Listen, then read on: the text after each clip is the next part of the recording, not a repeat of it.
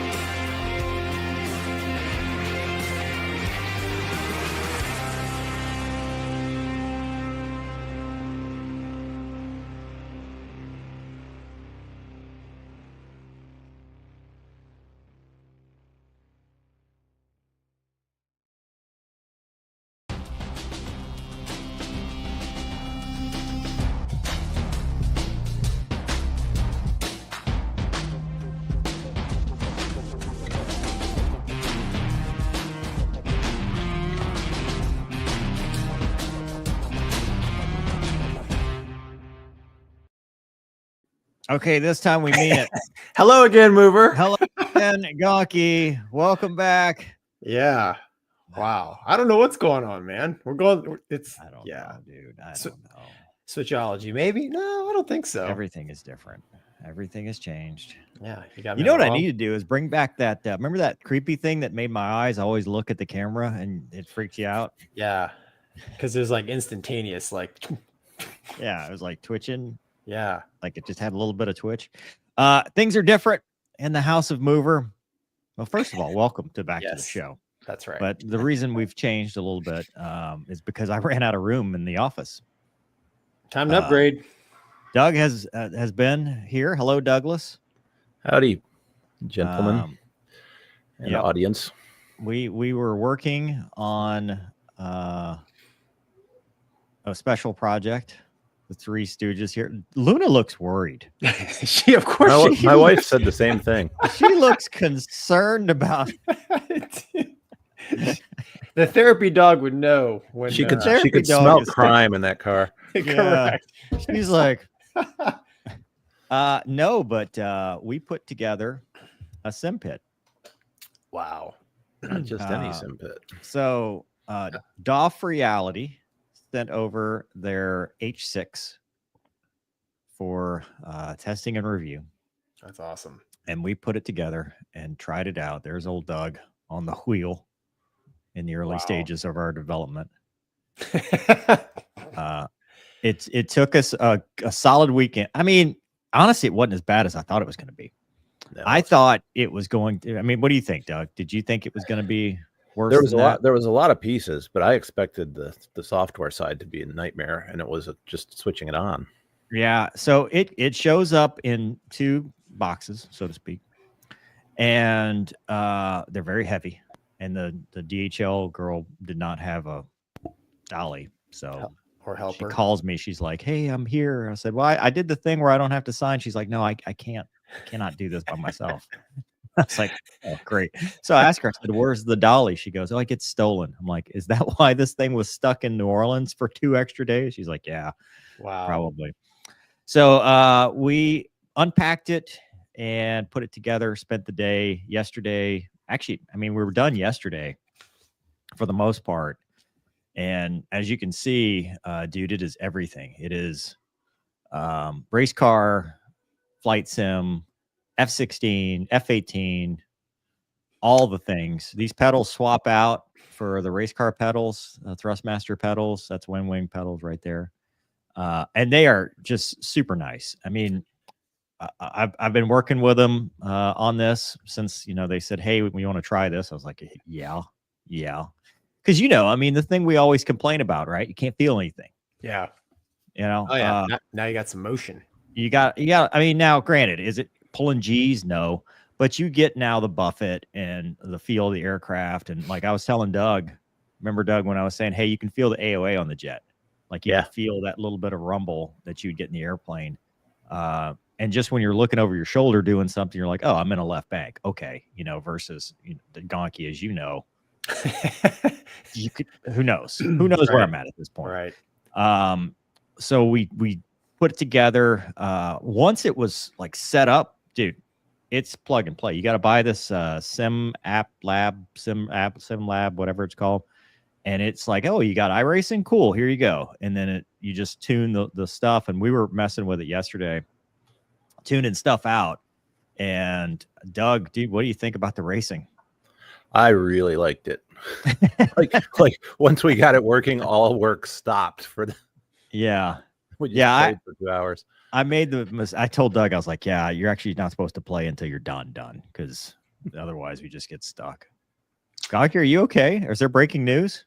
No. Doug, did you update the wife on your Christmas gift desires after? Yeah. We had quite a bit of talking. Did you? I mean, it's incredible. I mean, the instructions were so good. We got to the part where the instructions got bad, and that's where we got stuck.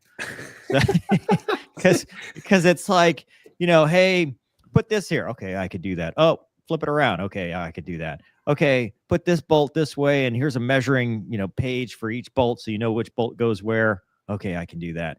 And then we got to the end of the instructions, and there was still more stuff to do. And it was like, well, let me ask you, man. When I get done rebuilding an engine, were there any parts left over? Oh God, yeah. We ran out of fasteners, and we had too many fasteners at the same time. And I don't know how we did that. Well, it's a gaming chair, so you're probably not going to hurt anybody. Simulation. Sorry, dude. simulation. No, it'll hurt you. Dude, it comes with 2 power supplies, and the first time I tested it, the lights flickered on my house. Well, yeah. Don't use in the summer when the AC is working overtime. Yeah, no. I was like, we might have to hook up the generator and get a little extra juice to the house. That chair looks like the chair like in the Matrix before they plug into the back of your head. Yeah, that's what it is. But it's awesome, and I'm very thankful that they've given me the opportunity to try this thing out, and I'm more looking forward to the racing side personally. I think racing is awesome. That's all. Well, Doug will probably, depending on how Christmas goes, Doug will probably be visiting more often now. So if Santa Claus brings over, either I buy one and get kicked out, or I have to go use movers. Either way, you're not at your house. Yeah. Anyway, so there was that. How was you're the third wheel here, Gonky, because Doug and I know what we've been up to. What have you been doing?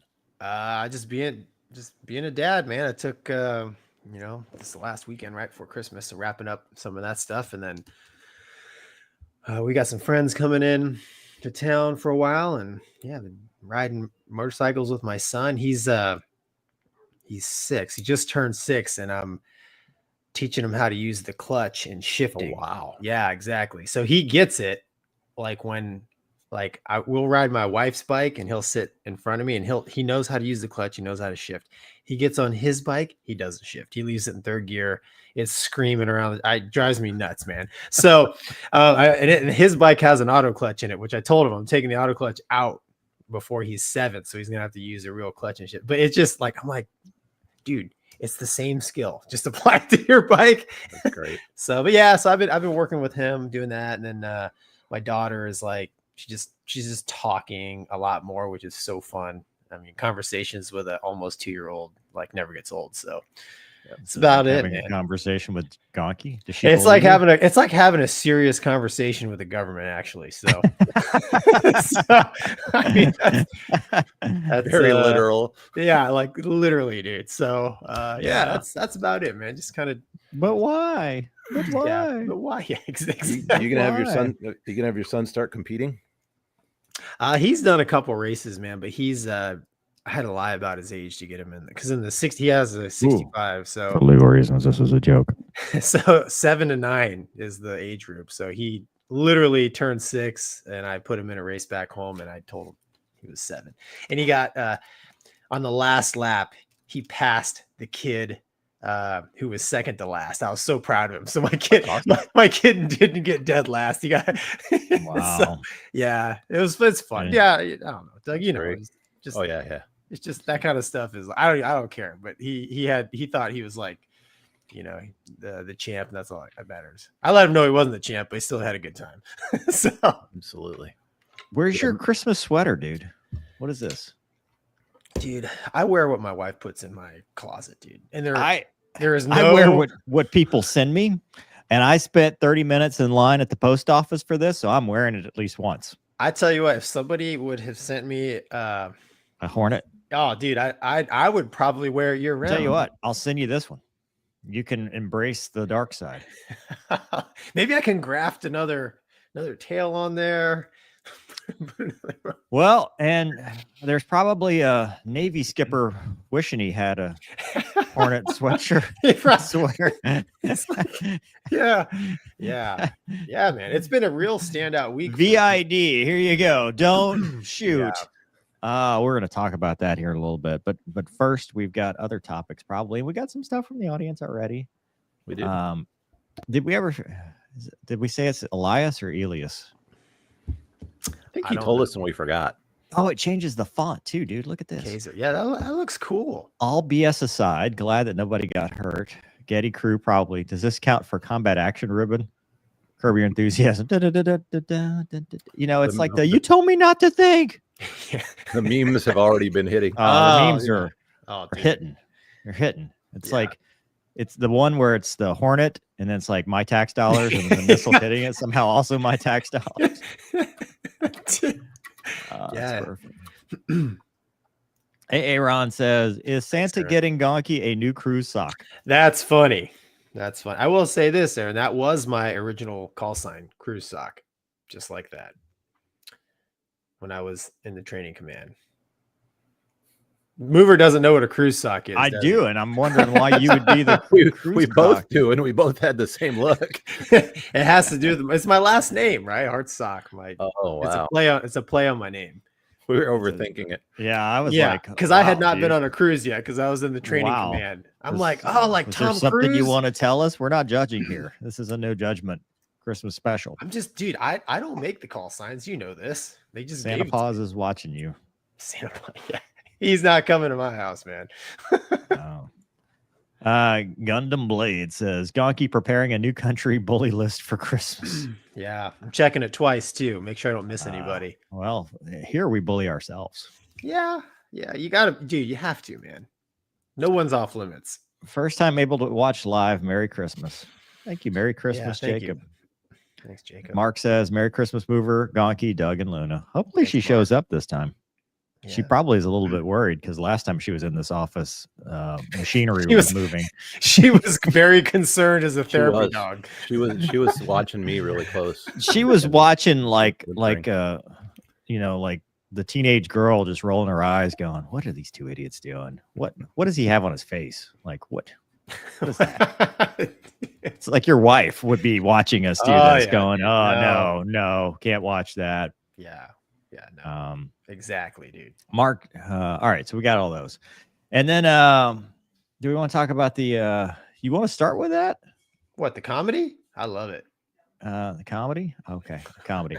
Yeah, so drones are still in the news, and we have been visited over here. And I'd like to share a personal video. High def. A personal video I took of a UAP. And so that probably means that they watched my video and were like, we'll show him.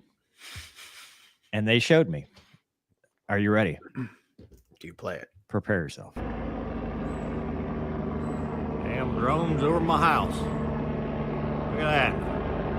Look at that. Look at that.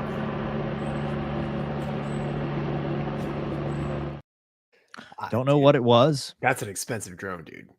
It was you saw there was an orb in the front, and then it was being chased by a red orb behind it at about 15 feet. And it was about the size of a very big car. Almost maybe a helicopter. No. Okay. I would know what a helicopter is. I've seen helicopters. Sorry. This was something from the beyond. Okay. From all the, I love it. All the beyond. I love it. Yeah, send dude, all, listen, you're getting hate mail to Gonky. Nope, you're getting so much. Mover's got his whole inbox is going to be just crushed with. Well, so we didn't get to talk about it last week because we had a guest where we got 3 questions in 2 hours, which is amazing, dude. I forgot how to talk.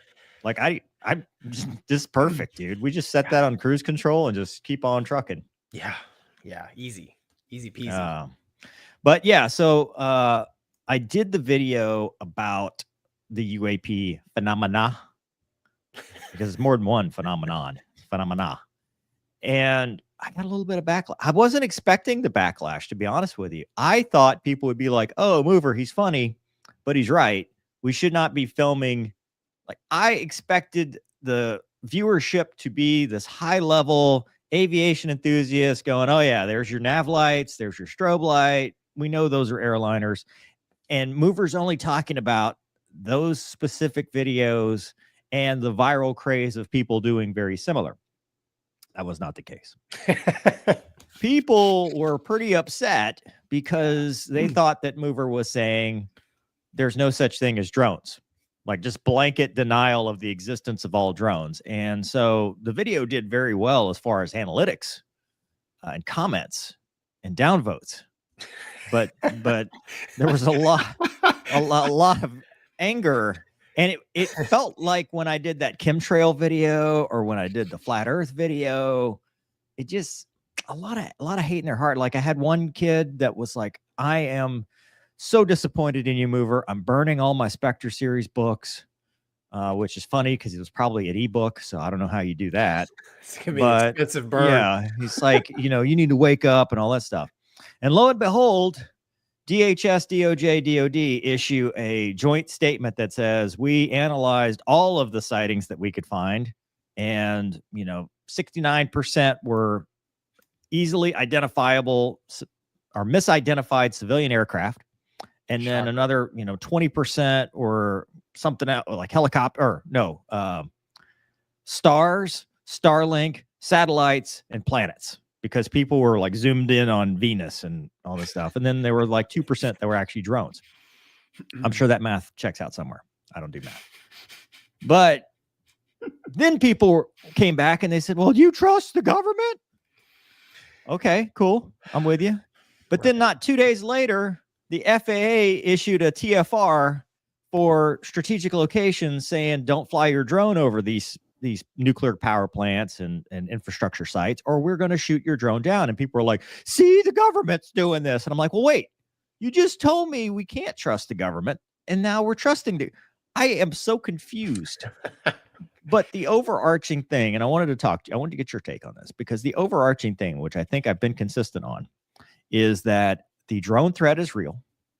We've had airspace incursions. 2 things can be true at once. And I think nuance is something we've talked about this before. They just don't get, because you can have a drone threat plus idiots.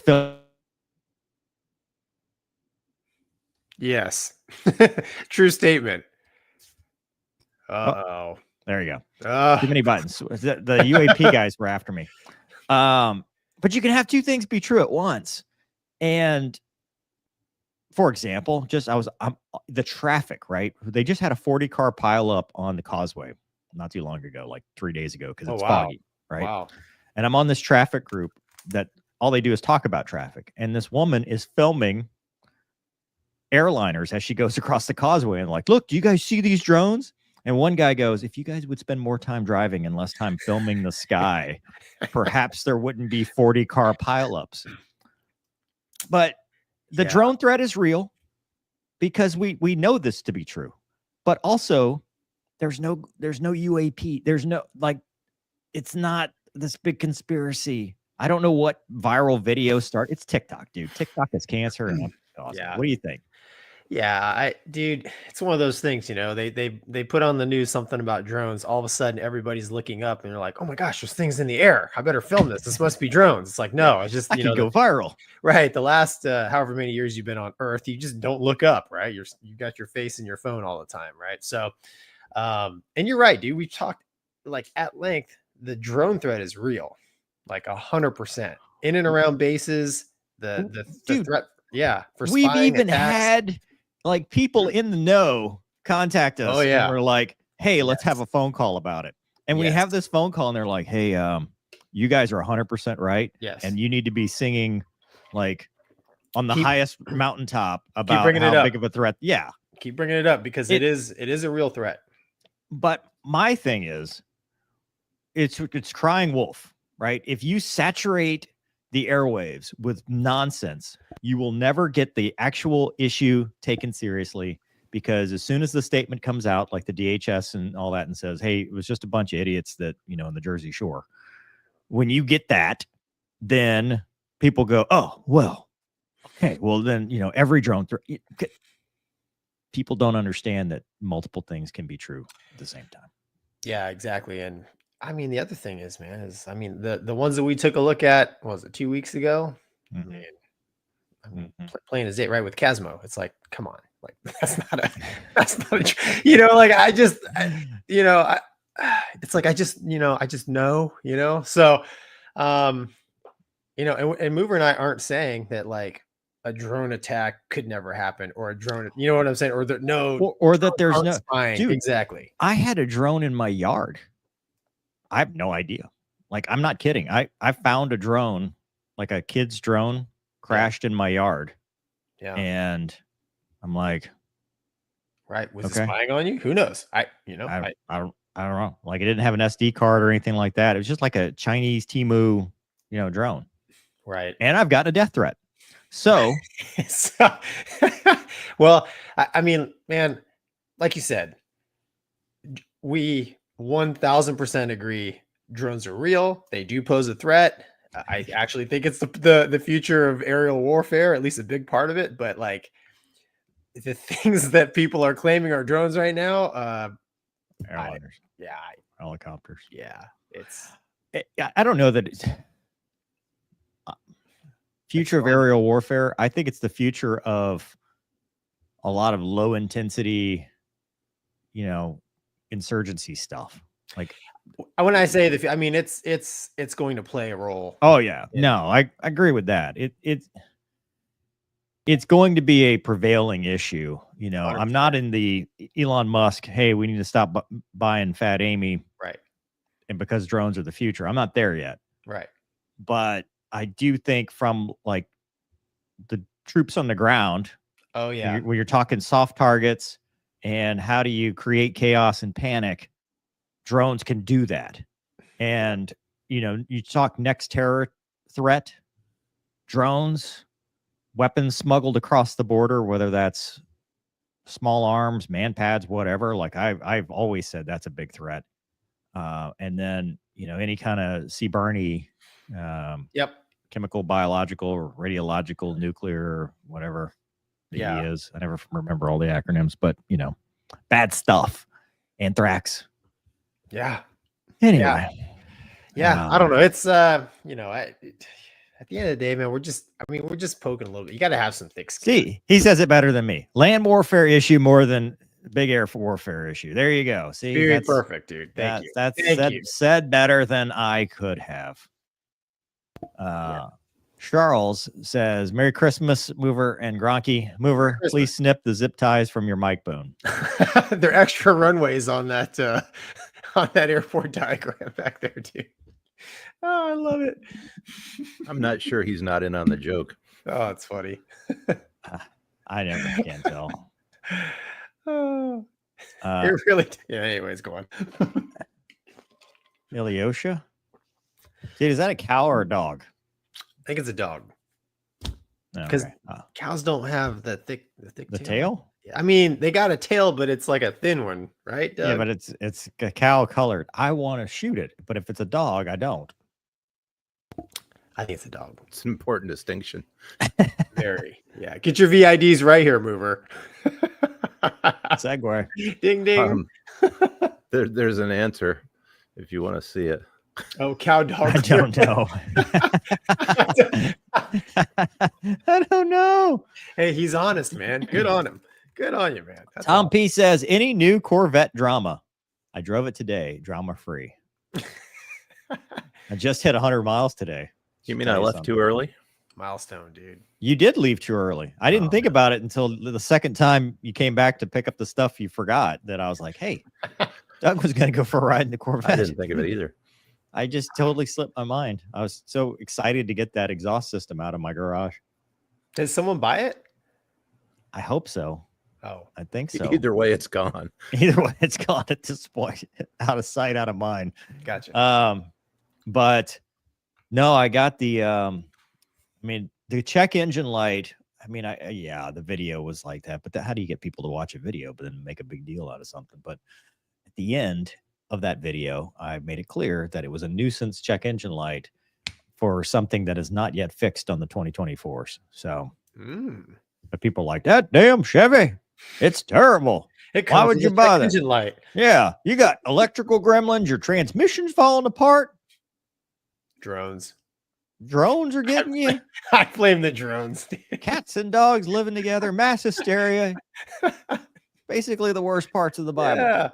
Yeah. Meanwhile, somebody in the comments are like, hey, the book says, which as we know, the book is for nerds. I'm not going to read that.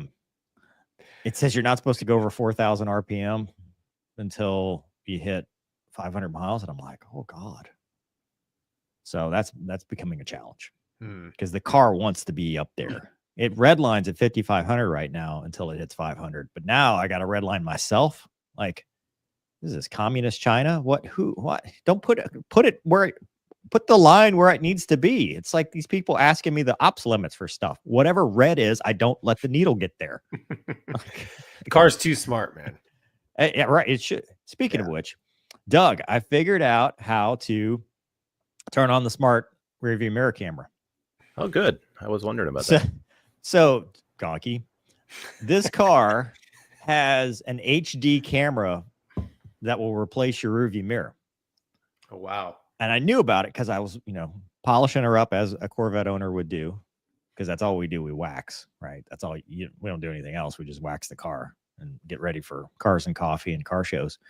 And I was I was like, okay, there's the backup camera, but there's this other camera right at the top of the car. And I'm like, I know about this. I've read this on the forums. And so I kept hitting buttons and it kept turning lights on. And that's probably why the battery kept draining, because I kept hitting the button, hoping the thing would change. And today, just on a whim, I'm like, that thing where you flip it if it's night or day or whatever, to keep the high beams from doing it. I flipped it and it turned into a camera. I was like, oh, it's very high def. Yeah. There's some fancy options there. Does your Dodge have that? It puts the readout or the feed from the camera on the mirror. Yes. Now, see, that I would have taken a ride to see. Just for that, not the flat plane crank. No. Now I'm concerned, Doug.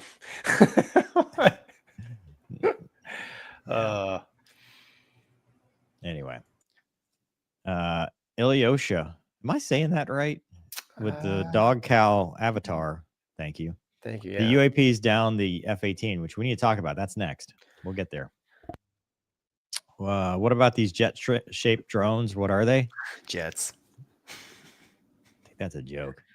Brian says the biggest takeaway is no one looks at the night sky anymore to know what is unusual. Yeah. Dude, that's a true story. Yeah. Having now lived in a suburban area a lot, it's very rare for you to see all the stars because all the noise or the light pollution. Yep. When I go to my stepmom's house, see my brother, they live out in the country, and dude, you see everything. It's just like, oh my God, it's stars, and it's like when you used to fly, you know, when you used to fly, you used to see all that stuff. Have you ever on NVGs either thought about threat reacting to a shooting star or tried to rejoin on an airliner?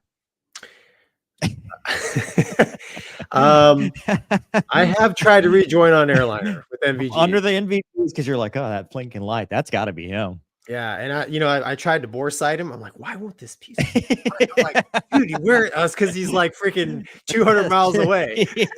You know, so the radar's not. I'm like, why is that? Like, I'm just beating the crap out of him, right? Yep.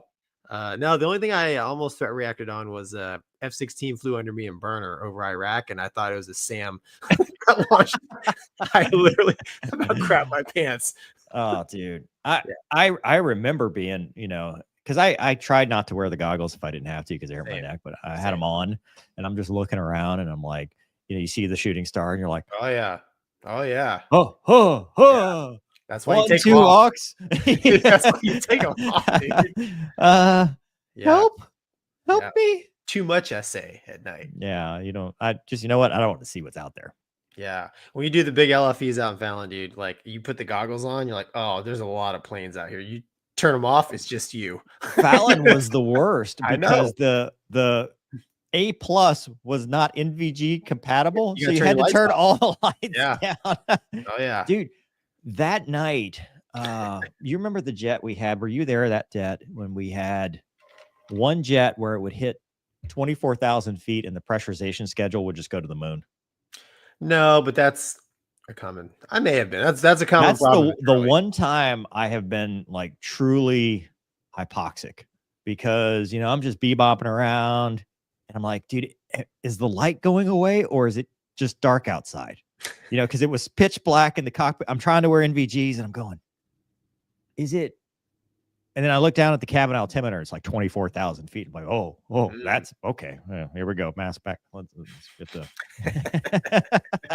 Yeah, see, man, exciting times. Yeah. Oh God, that jet tried to kill me so much.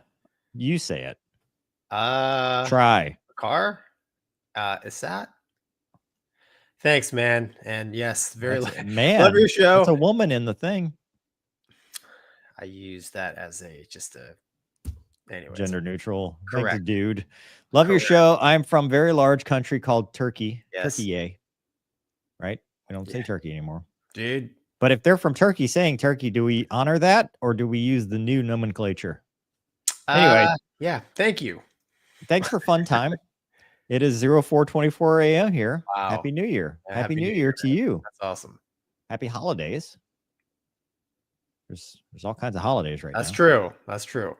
Aaron says, is a cow considered a friendly fire? No, there's some mean cows out there. Depends. If you're a mover, all cows are hostile. That's right. Just declare them hostile. We'll figure it out later. That's correct. Wicked Spider Black says, well, Guy, here was a drone to alien versus each other drone and alien. Here yesterday, I hear siren all day, but to all morning, I hear heavy helicopter. So, okay. Yes. Yes. Yes, indeed. Yes, indeed. All right, Gonky, hit it. All right. Hornet shoots down. Hornet shot down friendly fire. Questions? Hornet, is that really the title? Yeah. Dude, right. Come on. Can we at least get... Thank you. Hey, like I said, man, it's Christmas time. It's a time of stress and misery. Never mind. Yeah. Hornet shot down friendly fire, right? So U.S. Super Hornet shot down over the Red Sea in friendly fire incident. This happened like 3 a.m. local. We're in the Red Sea. So the USS Gettysburg, which is a guided missile cruiser, shot down an F-18F from VFA 11, the Red Rippers. They are part of the Truman Strike Group. The Red Rippers are out of Oceania. So the good news is the F model is 2 seats. So both the pilot and Wizzo were able to eject and they survived. Minor injuries is the latest I've heard.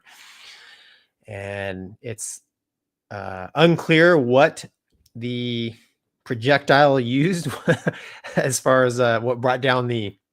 Oh wow! Wouldn't it be wild if it's like the C-Ram or whatever, the little Sea-Whiz? It's just probably not 7.2, man. Some yeah, but like they're buzzing the ship and as they. Yeah. Hey, you guys want to fly by? Yeah, man, pretty close, dude. Get the cameras out there. It's drones. Drones. Shoot the drones. Well, okay, a little bit of joke in there, right? But so obviously with the Houthi drone, all that, right? So tensions are high, right? So, numerous people sent me this morning, and a whole lot of. I've been thinking about it all day. There's a lot of stuff that's going through my mind. First of all, it's not the first time. Are you done with the article? Yeah, sorry. Okay, there's not like the monologue here. Sorry, yeah, this just happened. So the details are coming out, and it'll, there's going to be an investigation, obviously, and whether we know the what really happened, I don't know if they'll ever release that or not. Doug probably remembers in the 80s. Remember the kind of the same story, was shot down Iranian airliner. I do remember that. Right. So TWA 800. No, Iranian theory. Well, or TWA 800. That's the prevailing conspiracy theory.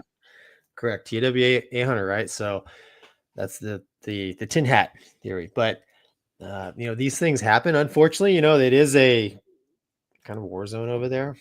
And anytime you're in an environment where there's hot lead being thrown around, stuff like this can happen, blue on blue. So that's why the training is so important. The procedures, all that stuff is so important. But the thing that really stood out to me about this event was the Gettysburg is in the strike group with the Truman. Like the same people. They're a team, right?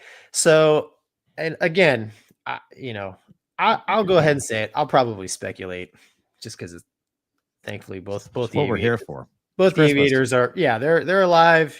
Thank God for that. Nobody was hurt other than the Super Hornet. Well, I mean, you did say there were injuries. Yeah, it didn't say. It just said one of them had minor injuries. So I mean, I guess if you ride a rocket seat out of an airplane, probably gonna have a scratch. Not service connected. Yeah, exactly. VA disability denied. You're next line. Going through that. Not service connected. Yeah.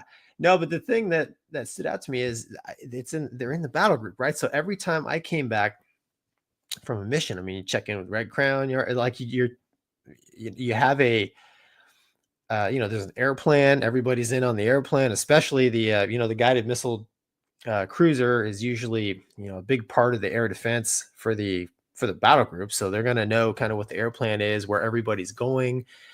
If they're going on a mission, it's like, hey, this is the general route that the jets are going. Things are a little bit canned, and I'm just kind of surprised that I don't know, maybe the Super Hornet was Nordo or not following the right procedures coming back. I don't know, but it surprises me that being part of the battle group, they would have a friendly fire incident. There's definitely a massive failure in the matrix as far as declaring a group or an airplane or whatever hostile and shooting. So I went on the the Antietam when I was our cruiser, and I actually visited those guys. And back when I was getting my quals, one of the things we would do, so as Hornet guys, we're usually the first line of defense, right? So we go out, and if we ran out of missiles or the bad guys were starting to overrun us and we're turning around running, we would hand them off, right, to the cruiser. And we would say basically, hey, target lead group with birds. And then, if it was a syllabus event, about 2 seconds later, the bad guys were dead, right? Because that's how good the cruiser was. And I didn't want to get smoked. But I went and asked him, I said, hey, listen, you get a blip on the radar. Like, what's the chain of events? Like, how fast does this happen? And they didn't tell me, it was like a 5-minute conversation, but it was clear to me that number one, it depends on what the posture was. So what is the posture out there? They said, hey, listen, if it's you know, if it's basically a free weapons posture, yeah, no can defend. Yeah, like you know, they're going to shoot first, ask questions later. But if it's you know, a more restrictive posture out there, there is a ton of, you know, it starts way up here and goes through all these checks before it's acted upon. So I don't know what the weapons posture is out there, but I would be really surprised if it was that aggressive. Although, I mean, they have him shooting a lot of projectiles at ships, but and then of course, you know, once they decide to push the button, launch, time of flight, and just being in the battle group, right? I mean, they're not talking. They're, you know, that ship, the Gettysburg, shouldn't be operating independently, right? I mean, you've got the carrier's got a radar, you've got the E2, everybody's feeding data, right? So it's, to me, it's very strange how that could happen, but it's not the first time it's happened. In 2003, you know, kind of a similar event. Lieutenant Nathan White was in a F-18C and he got shot down by a Patriot battery coming back from a bombing mission in Iraq. You know, heck, in the we talked about the Iranian thing in the 80s too. They had the Tomcat, you know, shoot down the Air Force F-4, right? So blue on blue, while it really sucks, it's not that it's unheard of. And we've done a couple videos, Mover, where you know, the Ukraine-Russia conflict, you know, like the Su-34, there was rumors that the Russians shot down their own airplanes, and I just remember in the comments, people were just bashing the Russians. I'm not a Russian fanboy, but I'm just saying it even happens to us, you know, unfortunately. So I don't know, Moore. What's your take on what I've what I've said so far as like kind of how the Navy, you know, handles that? 4 score and a down Hornet ago. This is not good. I have questions more than anything because I don't know, right? The boat stuff. I mean, I've seen it as red air. You know, I've seen it where I'm the one getting shot by said missile because that's the point, or I'm simulating a missile. You know what I mean? Like I was always trying to test that kind of stuff. My question is, you know, you typically in bigger LFEs, large force exercises and stuff, you know, a lot of it goes through the ROE, like you talked about, and how you identify a threat, right? And part of it is your IFF, your transponder. Big one. And sometimes, correct me if I'm wrong, but codes roll, right? So it'll be code one time and then next time, you know, because obviously I do that.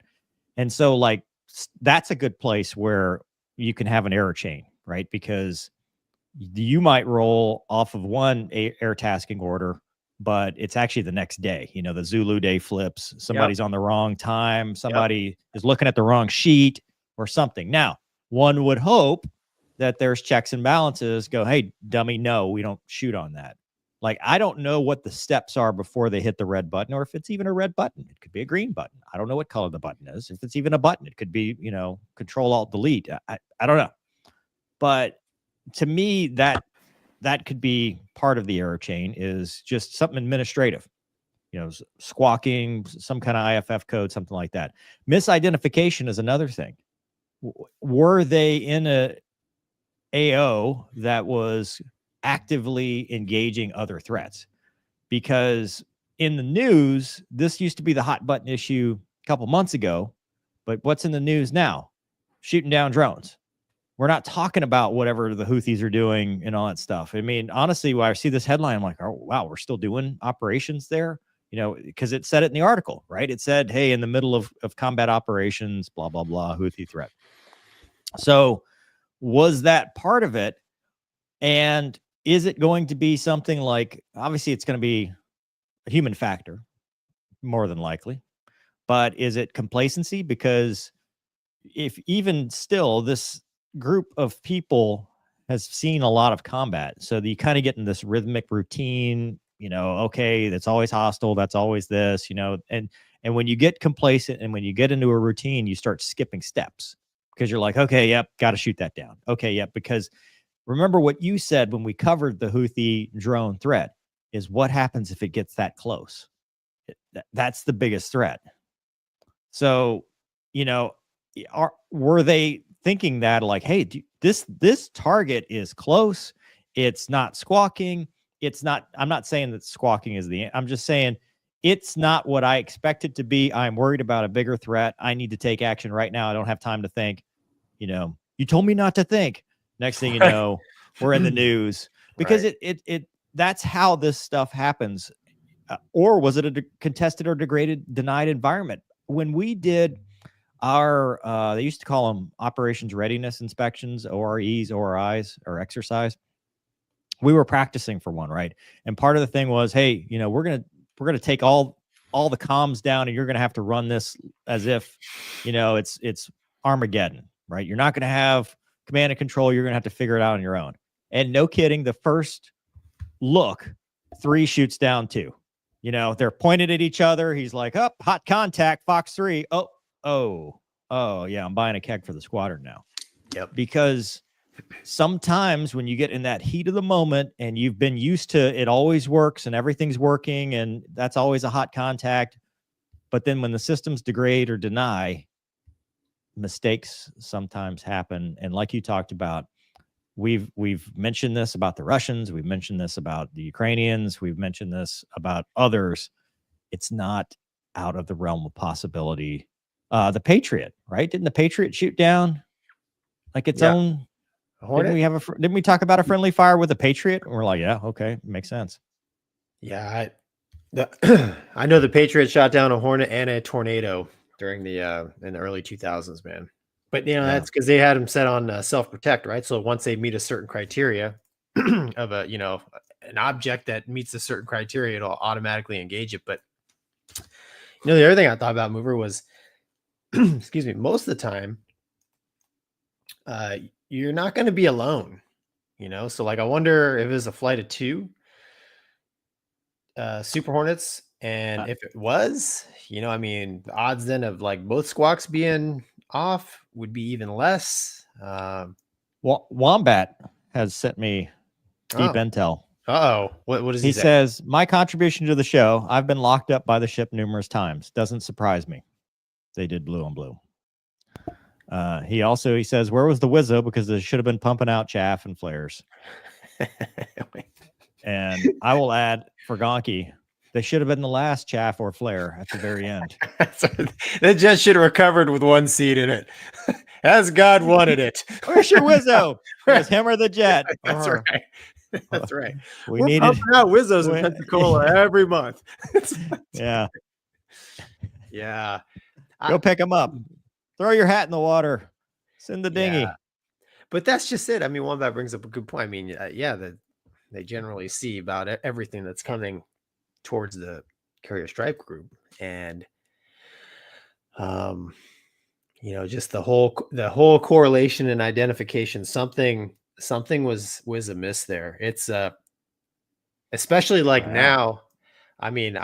You and I have been out for a while, but the whole data link info sharing thing has increased. If it works, what happens when today's the day it goes down and you're doing old school tactics and you haven't used old school tactics in a while. That's what I'm talking about. Like we were using data link and they took it away from us and we're like lost, we're shooting each other down.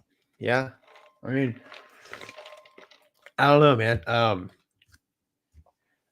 When I was operational, we didn't have data link in the sea when I was flying it. No. So, but like I said, you had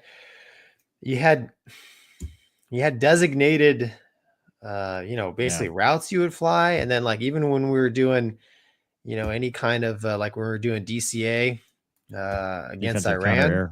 Yes. Defensive counter air, against Iran there in the Gulf. They knew, okay, there's a flight of 2 Charlies in this lane. There's like, they just, if you're the, okay, but what if you're an early return for some other emergency? There's comm, unless you're Nordo, and then you squawk.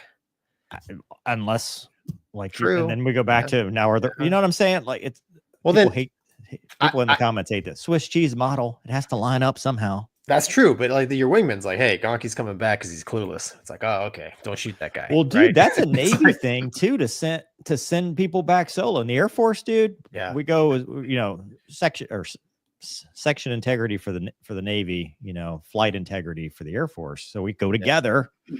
Well, you go together if your wingman needs assistance, but if he doesn't, it's like, hey, we almost always go together, and you know, the Air Force, because why not? Yeah. I mean, probably because the Navy doesn't have as many assets airborne. I don't know. I would be interested to see. Do you think it becomes I mean, obviously it's a Class A mishap. So does that generate a mishap, like a JAGMAN investigation mishap report? Yeah, I think it's gonna pretty high viz, man. I mean, pretty high viz, right? So, and it's been a while,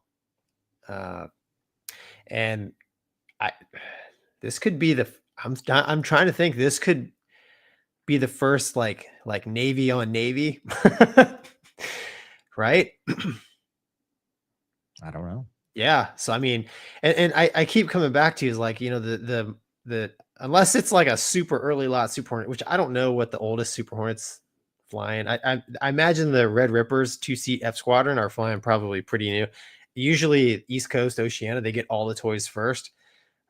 So like I said, man, with all the data link and all the nerd stuff turned on, like I'm just really surprised when it works. When it works, yeah, exactly. But well, there's silver lining here. One pilot and their passengers alive. Yeah, no, that's huge because I mean, how many SM2s did they shoot? I'm just assuming they got him out of the water quickly. You know, they didn't shoot down an airliner.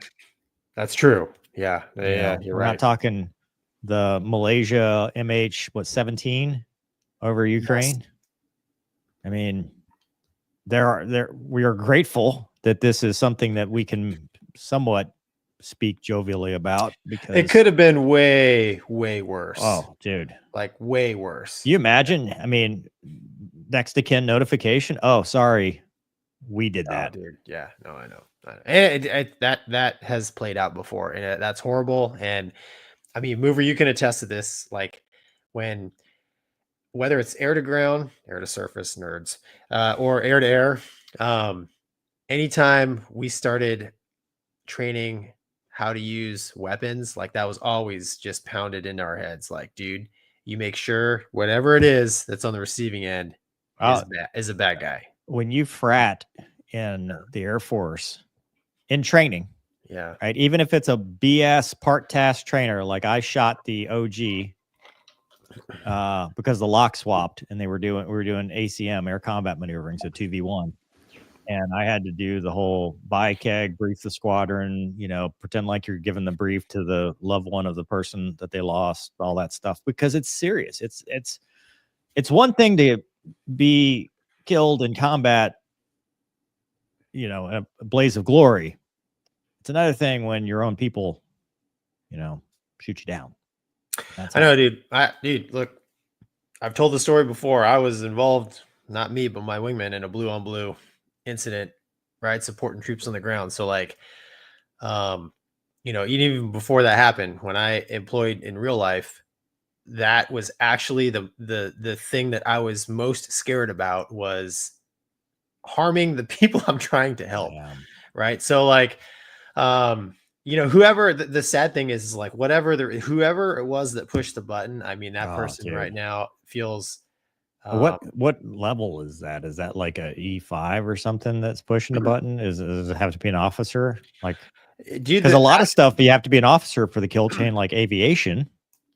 Those size, you know, the cruisers, they're smaller ship, like maybe 250, 300 people. I mean, the rank structure is relatively junior in there. You know, I mean, I think there's probably like 105 on the whole ship, right? But I mean, whoever that person is who, you know, who fired it or, you know, declared it hot. I mean, let's throw the conspiracy theory out. Is that even what happened? Oh, so did the drone shoot down the Super Hornet? You know what, man? Did the Houthis? It did the. You know what? I will. I am all ears for all possible scenarios. And you know what? If you told me, like, if the headline this morning was Houthis shoot down Super Hornet, I would find that more plausible than the USS Gettysburg shooting down the Super Hornet. I mean, right? I mean, because of all the things I'm wondering about. Because I've been through the process of coming back to the ship. I can't think of a time. It's got to be like, are you sure? Yeah, I can't.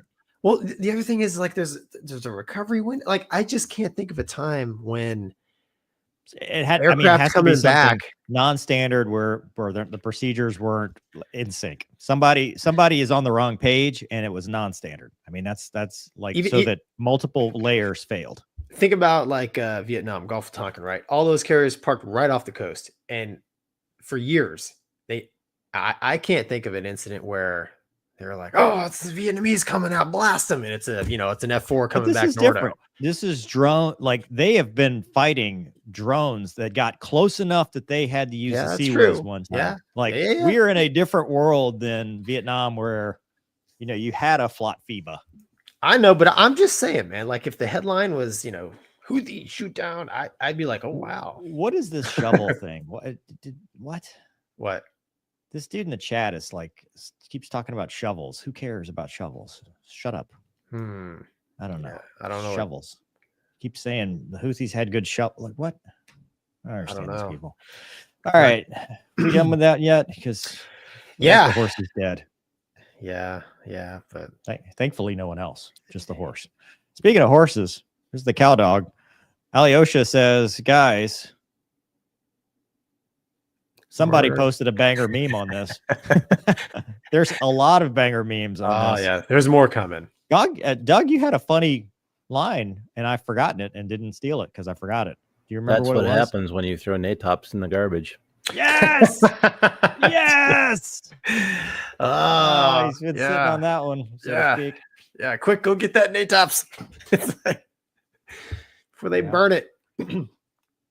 It's awesome. The Islamic Steak says, Mover, would you rather fly a 2-seat Viper or call it the Fighting Falcon for the rest of your life? Also glad to see the 2 pilots ejected safely. That's funny. 2-seat Viper. As long as no one's in the back. With no one in the back, right? Well, or like, the Miami Dolphins cheerleader, somebody useful in the back. Good cameraman. Good cameraman. Woman. What? Woman. Oh, no. Already did that one. Wait, no, that is I keep seeing the cow and getting confused. It's a dog. Dude, that's a cow nose. All right. To be serious for one brief moment, says Ilyosha. Stupid question. Is all the squawking turned off in that environment? Shouldn't be. Could be. That could be a problem. Yeah, maybe. Steve likes rhino. Nice. Oddly specific with a jellyfish. Last time they fired a Patriot at a CJ, they slap shot a harm back at it. Semper Viper. Really? I don't know.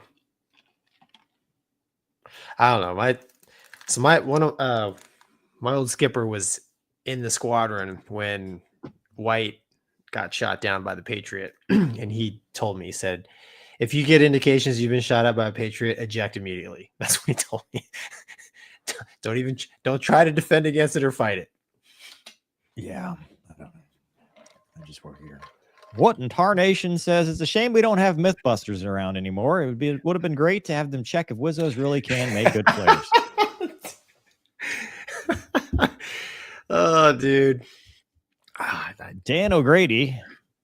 More a mental health minute thing. Did we ever figure out what our mental health minute is for tonight? No, we forgot about that. Read on. This may. But our crew is on standby for our neighboring department, running a call patient trying to light himself on fire. Oh wow! Never solve a temporary problem with a permanent solution. Wow! Don't light yourself on fire. Yeah, don't do that. Mental health minute. Yeah. Try not to set yourself ablaze. No. Doug, do you have this? Yeah, CH-53 crash. So the Department of the Navy's had kind of a rough couple days. Yes. I'm not seeing. Oh, there we go. So a Marine CH-53 burns at Camp Pendleton after conducting an emergency landing. Conducted emergency landing Camp Pendleton. There's some footage that looks horrific. Wow. However, I think if you go down, it says that everybody got out, right? Doug, scroll. Crew of 4 is reported safe with no injuries. Yeah. Good. Okay. So CH-53 had some kind of mishap, which comes on the heels of them having drone incursions at Camp Pendleton. So people immediately want to say the two are related, which you're gonna bring it down. I mean, we've seen that with the American Airlines had an Airbus that took a bird, and the bird took out the engine, and they were like, it's drones. And so I think everything is drones at this point, but I don't think this is drones. But we'll see what the mishap report says. That's just a video of smoke. So we're glad to see that everybody got out safely. Was Camp Pendleton, remember the mishap where they spatial D'd into the mountain? Wasn't that on the way back from, no, that was on the way back from Fallon. Yeah, but were they going to Camp Pendleton? I can't remember, man. They were either, I don't know. I can't remember. I think it occurred though more towards the Nevada side, right? Oh yeah. In the mountains. No, it was San Diego County. Oh, was it? Yeah, because San Diego County Sheriff's is the one that found it. I mean, where's Pendleton? Between LA and San Diego, right? Yeah.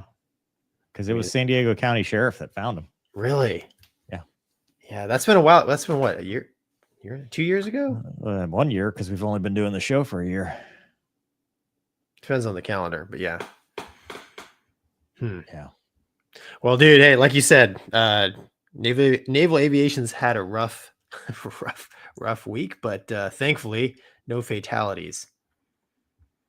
Especially man before Christmas, man. That's no bueno, sir. No, it's the worst of buenos. Yeah, exactly, dude. All right. Okay, moving on. There's not much else to talk about on that. See what the chat says. No, there's no chats. Gonky, would you like to talk about the Su-57? The helmet? Yeah, I can start it.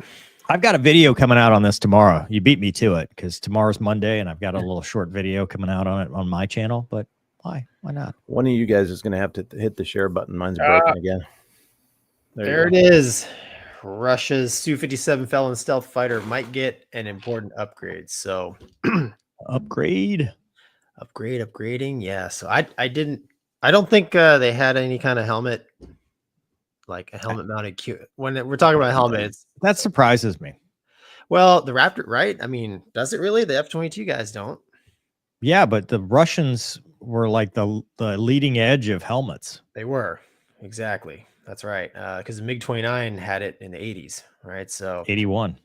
Yes. So Su-57, they're developing a helmet mounted queuing system, kind of sort of similar to F-35-ish, but not as advanced. I've seen a couple pictures of it. It doesn't look as refined, I'll say.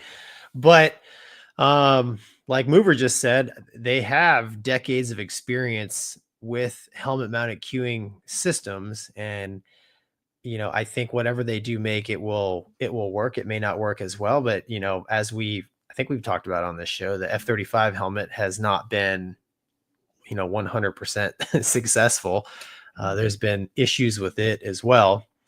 I think when you combine the Su-57 capabilities now enhancing the pilot's SA with a decent helmet, I think it's just going to make the airplane a lot more lethal.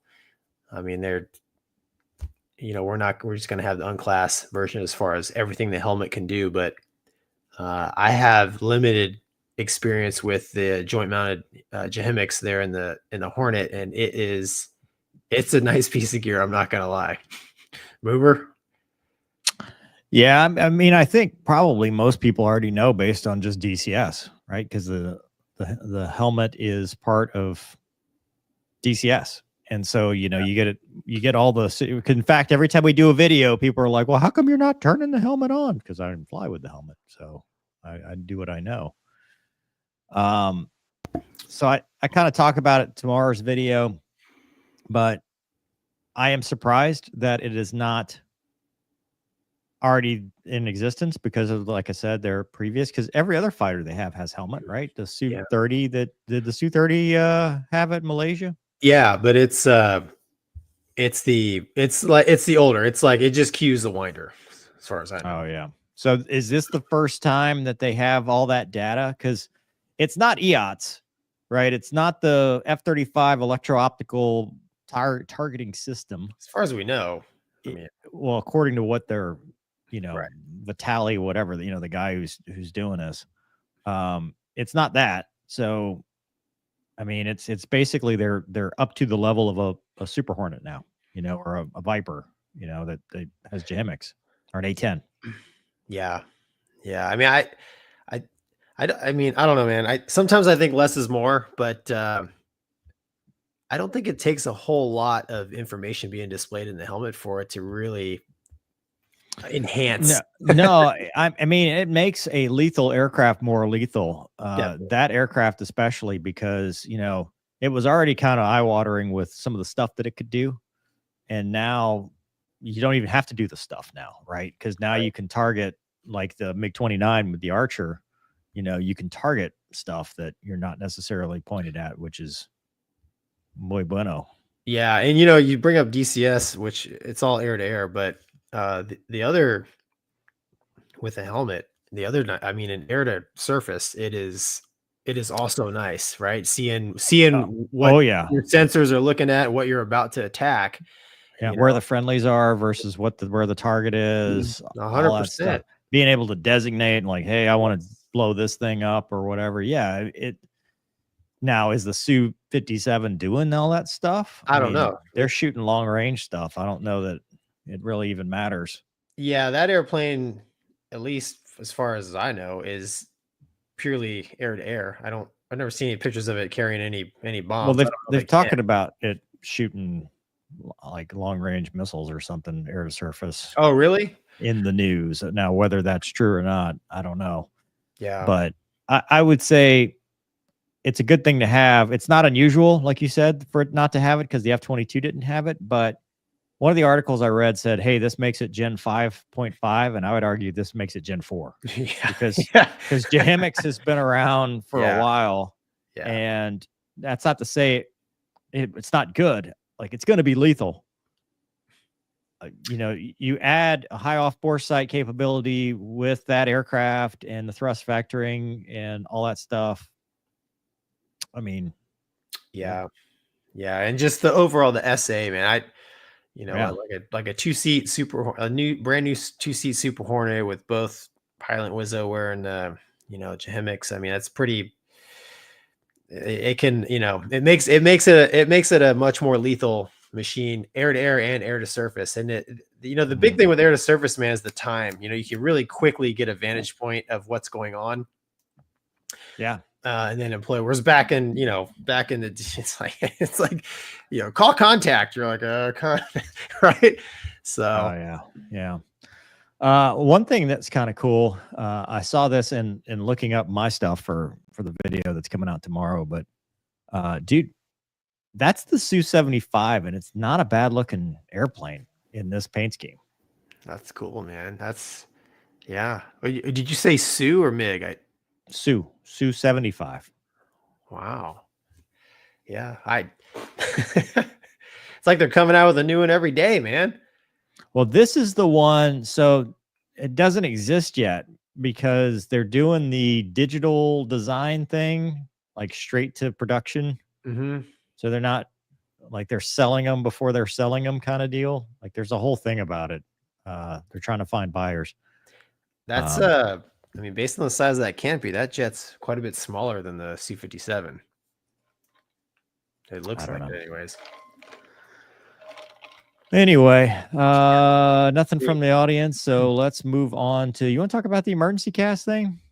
Yeah. Somebody just asked about what the next thing with Mover Ruins movie. This is not really a topic, but so Gonky, Have you seen the TV show The Lioness? I've seen the cast scene that we were talking about. Because you saw Mover Ruins Movies. So correct. Mover Ruins Movies is in copyright jail. And I see you again, huh, Mover? Yes. Yeah, it's me again.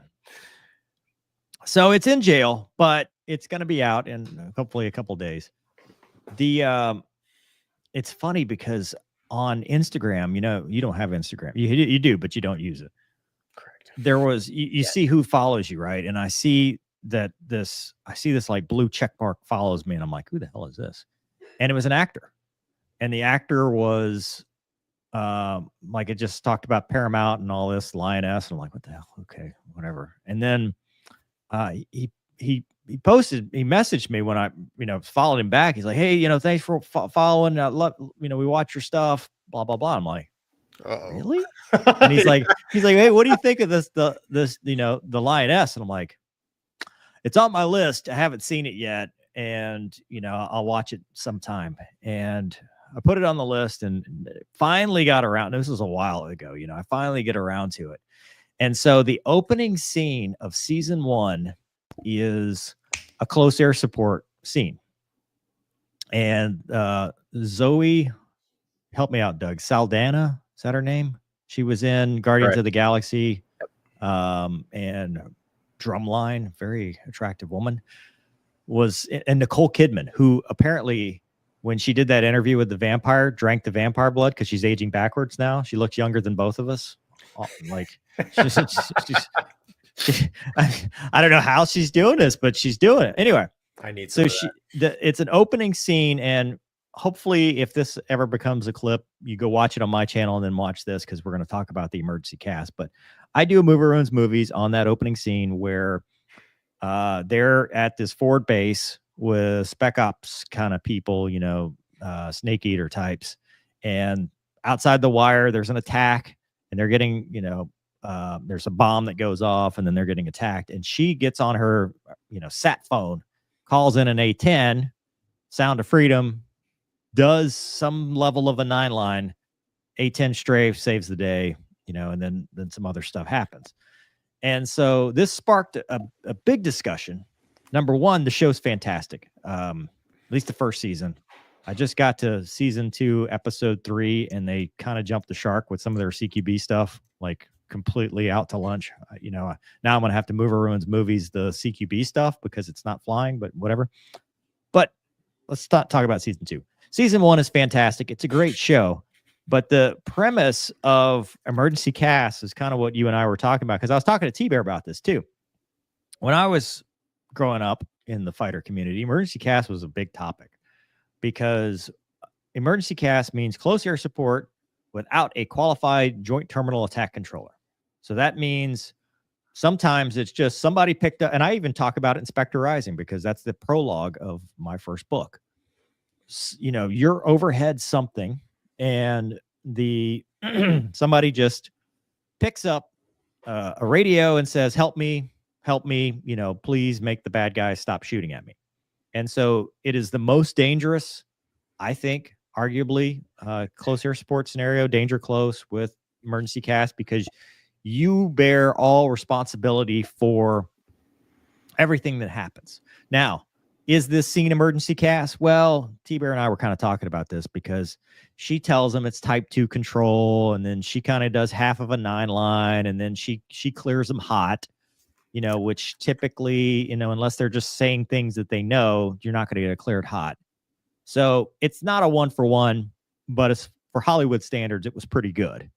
But Gonky, have you seen in your travels an Emergency Cast situation and on a sat phone? Like, that was the things that, because that's new tech for me. We had sat radios, but we didn't have the ability to talk, have somebody on a Iridium sat phone calling and saying, hey, Mover 1-1, I need, you overhead right now, and here's my outlook.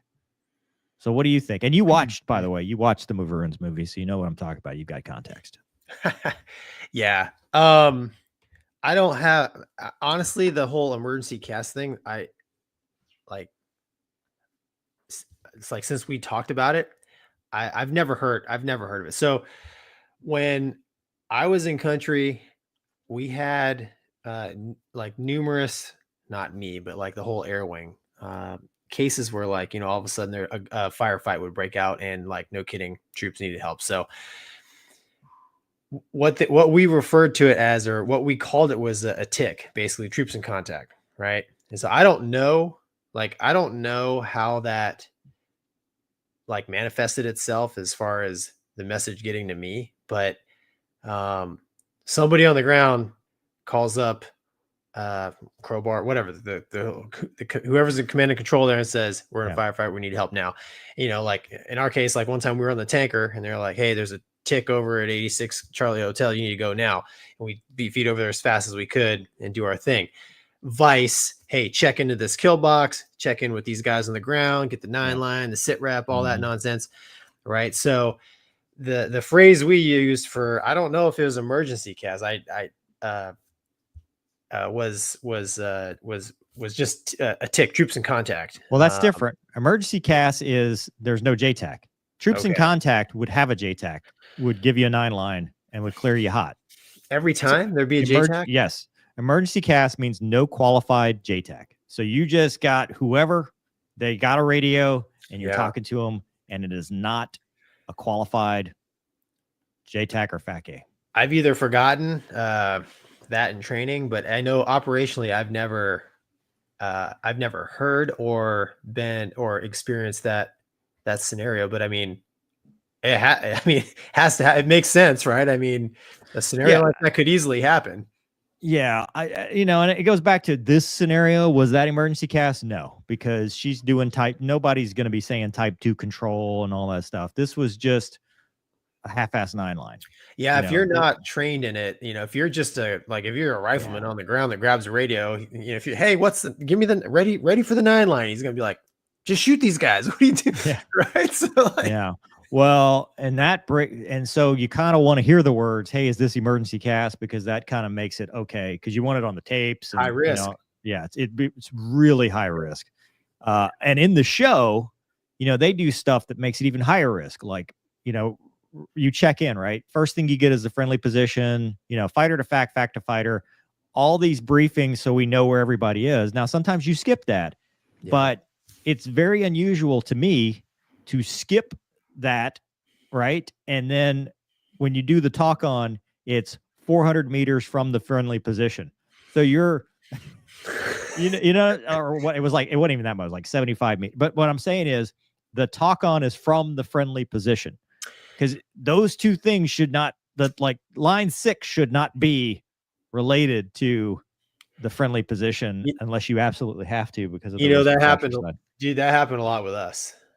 So it was like you said, it's and it's because if the friendlies give you their position and you put that in your system, now there is a chance, because you're a human being, and that's how the blue on blue scenario. I lived it, but unfortunately, that's how even the low threat stuff. It's like they give us their position, and then they'd be like, okay, from us, if you go east along the road, and that's how they would do their talk on, basically. So, and we just went with it, even though I think it's not recommended, right? It's not that it's not allowed. It's just, no. And I'm not saying it is, I'm saying it is a high risk. And then we didn't do the initial, hey, friendly grid, here's the friendly position. Like, it's one thing, friendly position, okay. And then from friendly position, go 600 meters or whatever, west. Call contact. Okay, that's your target. But no talk on, and your target position is literally, 75 meters west of my position. That's not far. Take that out, Now, T-Bear brought up this point.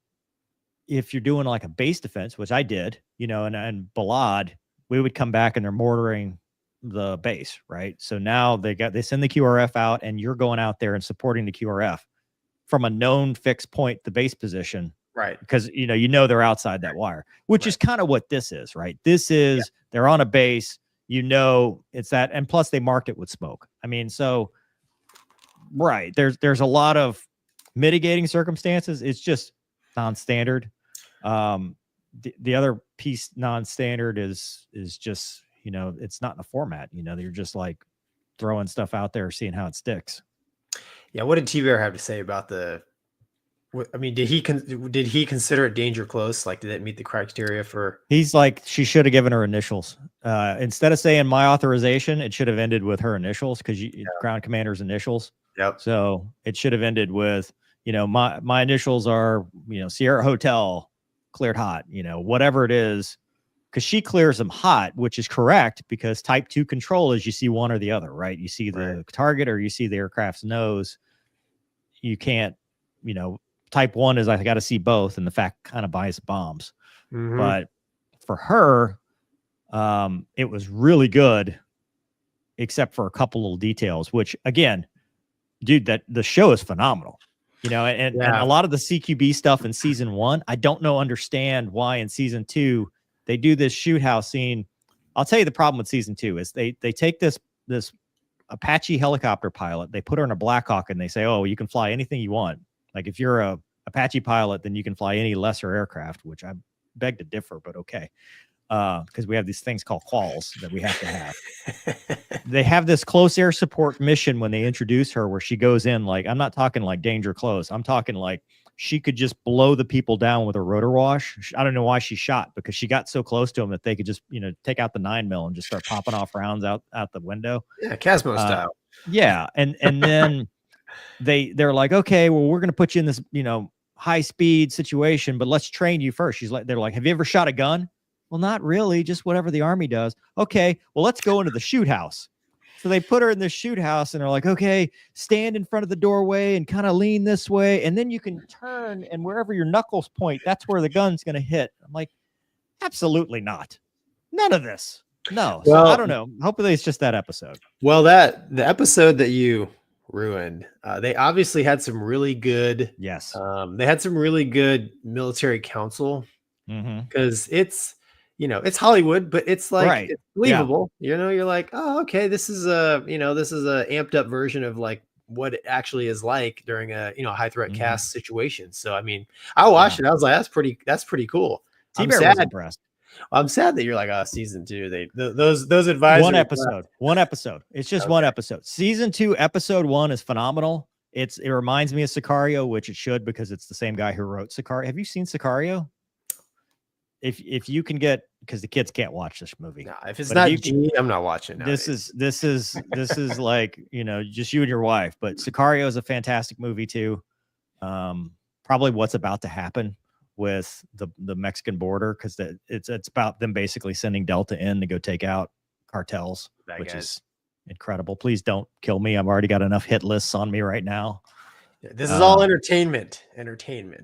Yeah, just for jokes. All right, let's see what I thought that would be fun to talk about. Man. Plain Rapper says, Merry Christmas, guys. Thank you for all the entertainment this year.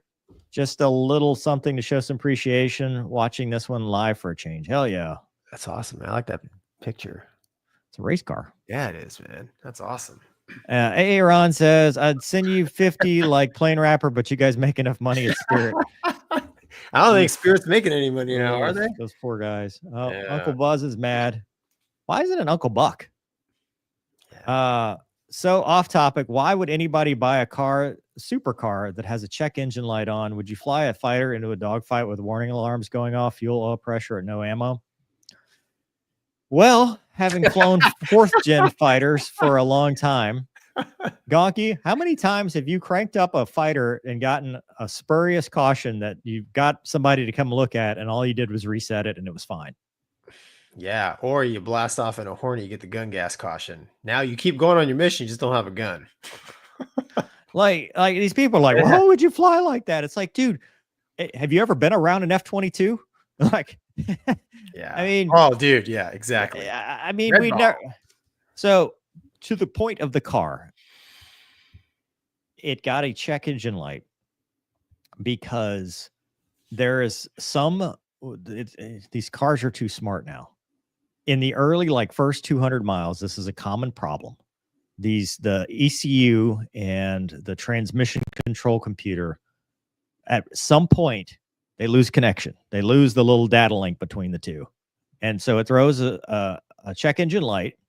It doesn't go to limp mode or anything like that. If you turn the car off and then restart it, it probably will go away. But in this case, when I took delivery, they hooked it up because I wanted to make sure what it was. And they found it. They cleared it. It came back because the car sat for 3 days. First time I started it, I drove it to the paint protection people. They had it for a couple of days, started it, moved it, started it, moved it. When I got it back, the check engine light was gone. But I took it to the dealership anyway because I'm like, I want to see what this is. The Corvette guy, who's the shop foreman, who's an awesome dude at Hood Chevy in Covington, he said, hey, here's what it is. There's nothing else wrong with the car. There is a fix for the 2025s. It's a nuisance caution. But if I find out anything, I'll call you. We'll fix it immediately. And I've driven it since then. Car's had no issues. So a random check engine light that affects nothing is not enough to like panic and be like meltdown, car is a lemon, all this stuff. Now, if something else happens, sure, but the car is under warranty. Yeah, if you own any vehicle long enough, you're going to see a check engine light. Yeah. I mean, it's just yeah. Anomalies happen, man. I mean, it's one, bit of code to another bit of code, and it didn't like it. It's what it is. It's all it comes down to. Thomas says, "Happy holidays, boys. Regards to Walmart." Forgot about that. That's funny. Yeah, happy holidays. Merry Christmas. Hey, real quick, Gonky. This is Sure. I saw this in the chat and I forgot about this. From the hip. We're firing from the hip here. No. I want to get your immediate reaction. This isn't part of the script. My prompter's down.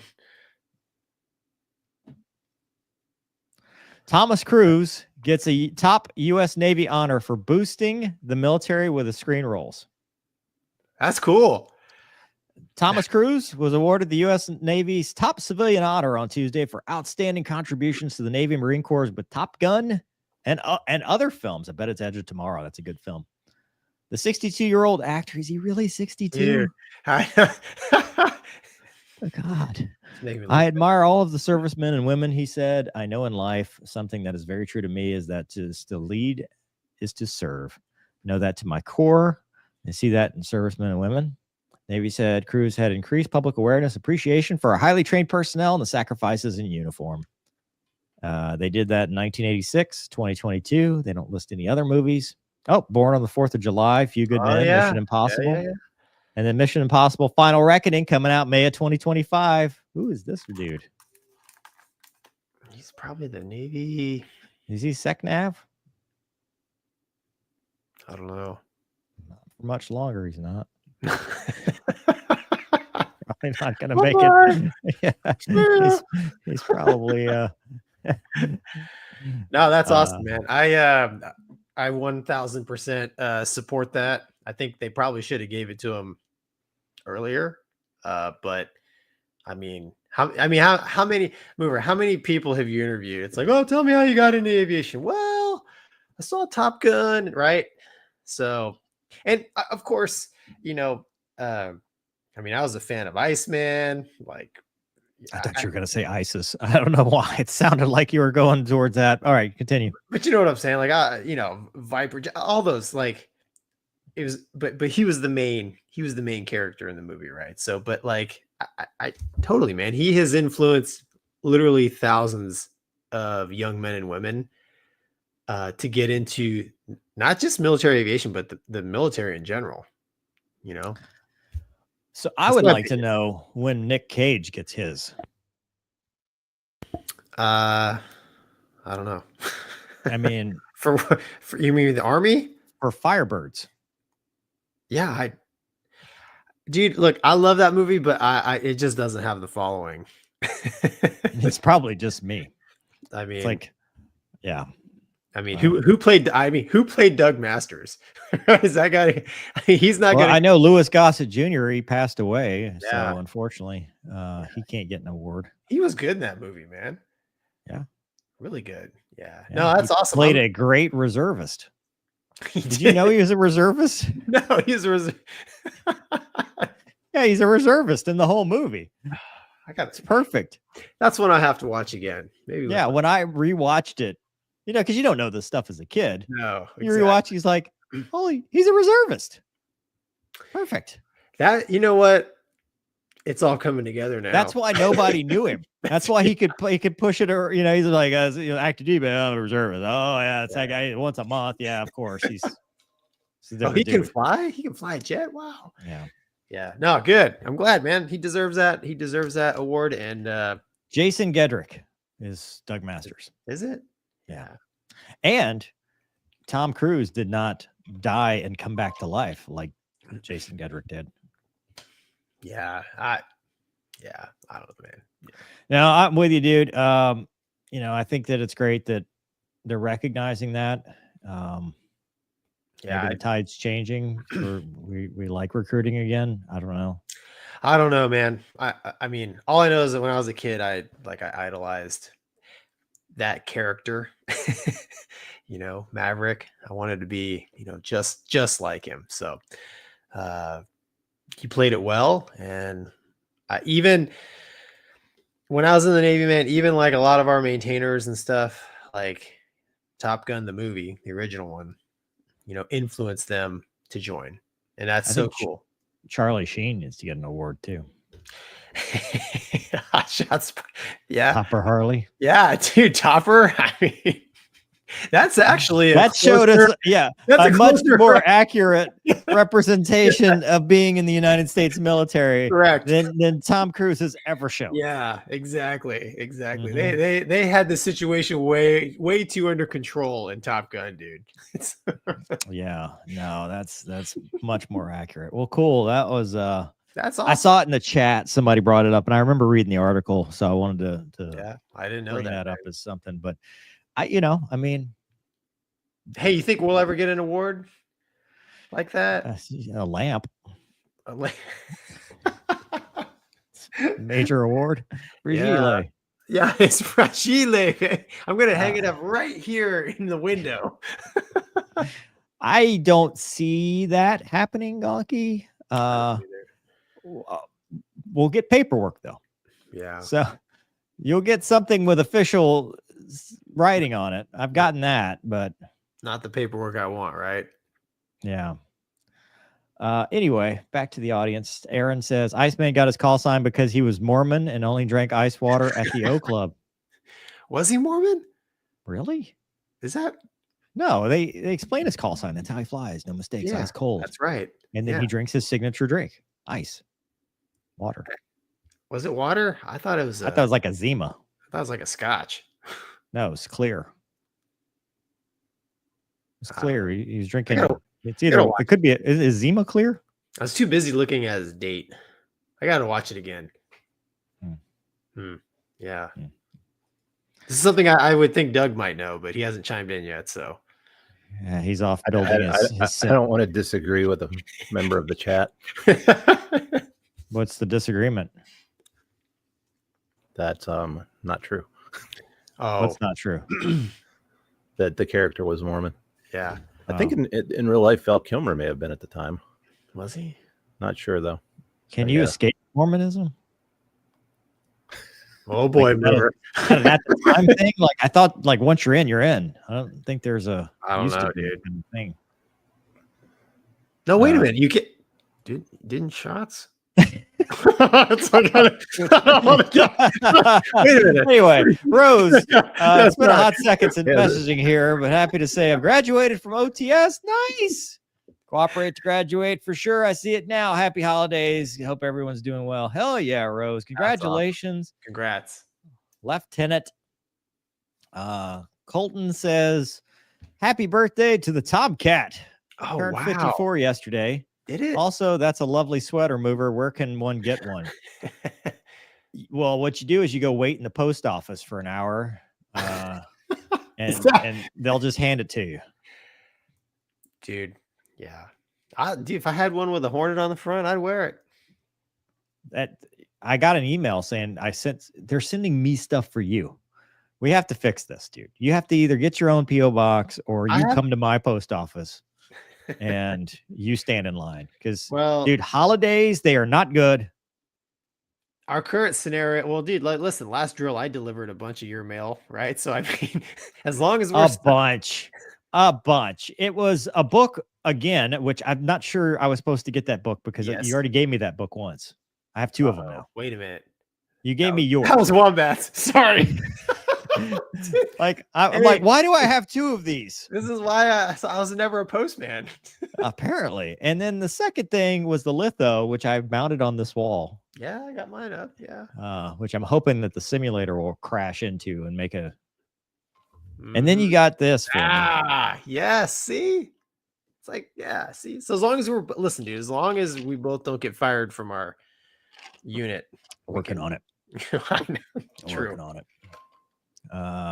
Plane Rapper 2008. Oh, nice. Now, are you a plane rapper or a plane rapper? Plain W rapper? No? Okay. Gonky, it's a 1979 GMH A9X Tirana race car in Queensland, Australia. Cheers. Wow. Mate. Wow. Well, cool. I'm not familiar with that kind of car. VE5 SAR Hamnetics says Jessica Biel Award win. If it's stealthy, maybe we won't see it. Oh, yeah, from Stealth. Oh, okay. That's a different kind of award. Totally different kind of award. Deanna says, check engine lights will come on for the most trivial things in these new cars. Enjoying the Sunday shows. I get to watch the entire thing live. Merry Christmas, gentlemen. Merry Christmas. That's a cool thumbnail. What was it? That was SR-71 and a car. I don't know. Okay. Some sort of car. Gonky. Tell me these things. Iranian F-14. Hold on. Let me put this I got it. You got it. You got it. I just had Tomcat, man, right? So, Tomcats. Turns what, 54. So Iran, right? The last country that's flying them. They did a little. Can you scroll down? Thank you, sir. So they did a air show with the Tomcat and the F4, and basically I watched it. There's a YouTube video of it. I basically did a couple of flybys. No, it's not like the Dale Snodgrass, vapes off the wings kind of thing. But yeah, there it sets. So the Iranians have been using the Tomcats since the early 70s, and they are just now starting to phase it out for the Su-35, allegedly, that they bought from Russia. So look at that. Hold on, mover. Wait, go back up. So that, I mean, dude, yeah, it's the red-nosed Tomcat, but dude, look at the faded paint, man. It's kind of sad, right? I mean, it's such a beautiful airplane. Did it burn through? Like, did the radar do that?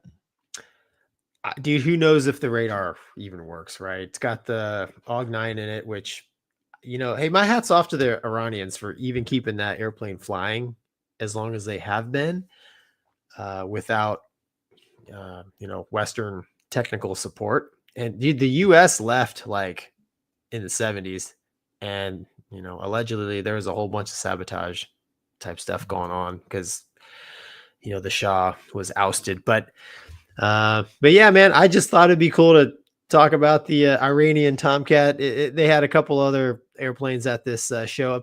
I can't pronounce the island. It's on an island. They had an accident prior to the show. They weren't going to have any military jets. Then at the last minute, they brought in some jets. And this is, the Iranians have modified. Movers got a picture of an F5 they modified. They put 2 tails on it. It probably increased the drag count. Nothing. You don't like small tails. We've talked about this. It's got 2 tails, man. So the tails, it's got twice the tails of an F5. But yeah, while I was doing a little research on this topic, it looks like even in the Iranian Air Force, looks like the F4 is going to outlive the Tomcat because they're still flying Phantoms as well. Yeah, there they are. So Phantoms made the show too. So yeah, they were talking about getting rid of the Tomcat. Yeah, they are. You think we could buy one?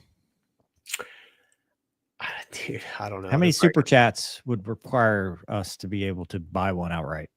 It depends on how many Iranian bucks they would charge. I mean, it's cool, dude. It's cool to see, a F-14 sitting there and, a huge crowd around it.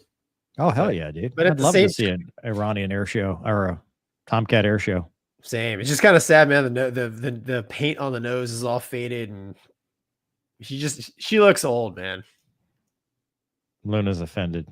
Yeah, not Luna, dude. The Tomcat. She thinks you're talking about her. She's turned away. She's like, nope. Sorry, Luna. Yeah. I don't know, Mover. Thoughts, comments. I just want to talk about the Tomcat. Tomcats. I don't have anything. That's sad, but I mean, dude, they're replacing them with Su-35s, which is scary. That is scary. You're right. Yeah, 100%. So I'd rather make fun of the Tomcat threat than actually a legitimate Su-35 threat. Yep. But hi, Luna. Luna cam. Gonky, I got another pop-up threat for you. Uh-oh. Dude, listen. I gotta update the prompter. I sent this to you. I don't where is it? I just made it. Oh, Luna showed up while I was trying to do this. Christmas. That's all I'm gonna call it. Ready to get in the holiday spirit? Oh man. Oh yeah. This is so cool. Yeah. How do I add? Present. Play it. Share. Hold on, I'm working on it. Enhance. Hope it doesn't get us demonetized. Oh, this is cool, dude. Yeah. Oh.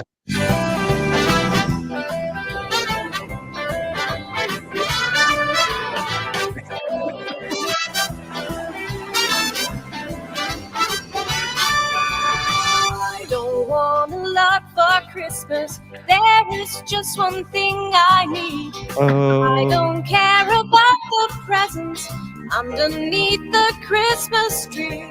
I don't need to hang my stocking. She's actually really good. Up on the fireplace. Santa Claus will make me happy with a toy on Christmas Day. I just want you for my own, more than you could ever know. Make my wish come true. 'Cause all I want for Christmas is you.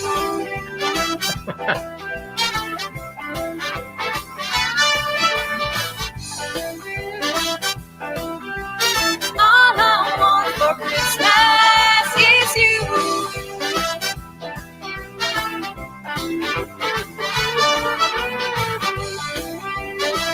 That's cool. All I want for Christmas is you. The German got me there. Oh, they got me. Got me there. I wasn't expecting that. Who said the Germans can't party? That was the cool, Luftwaffe man. Musikkorps Munster. That was cool. Good backdrop. The tornado back there. Good. That is giving me all the flashbacks of editing I edited a video with Mariah Carey. All I Want for Christmas Is You. And it took me like 10 hours. And it got 4 views with a no, dude, I think it got like 100,000 views for the sheriff's office on their Facebook page. Oh wow. Because it did the lights thing, because the lights would sync and all that stuff. And I'm not gonna give away my magic. Dude, that is a cool video. You said that to me earlier, and I just Does the U.S. Air Force have a Christmas cheer video? Probably not. We don't offend anybody.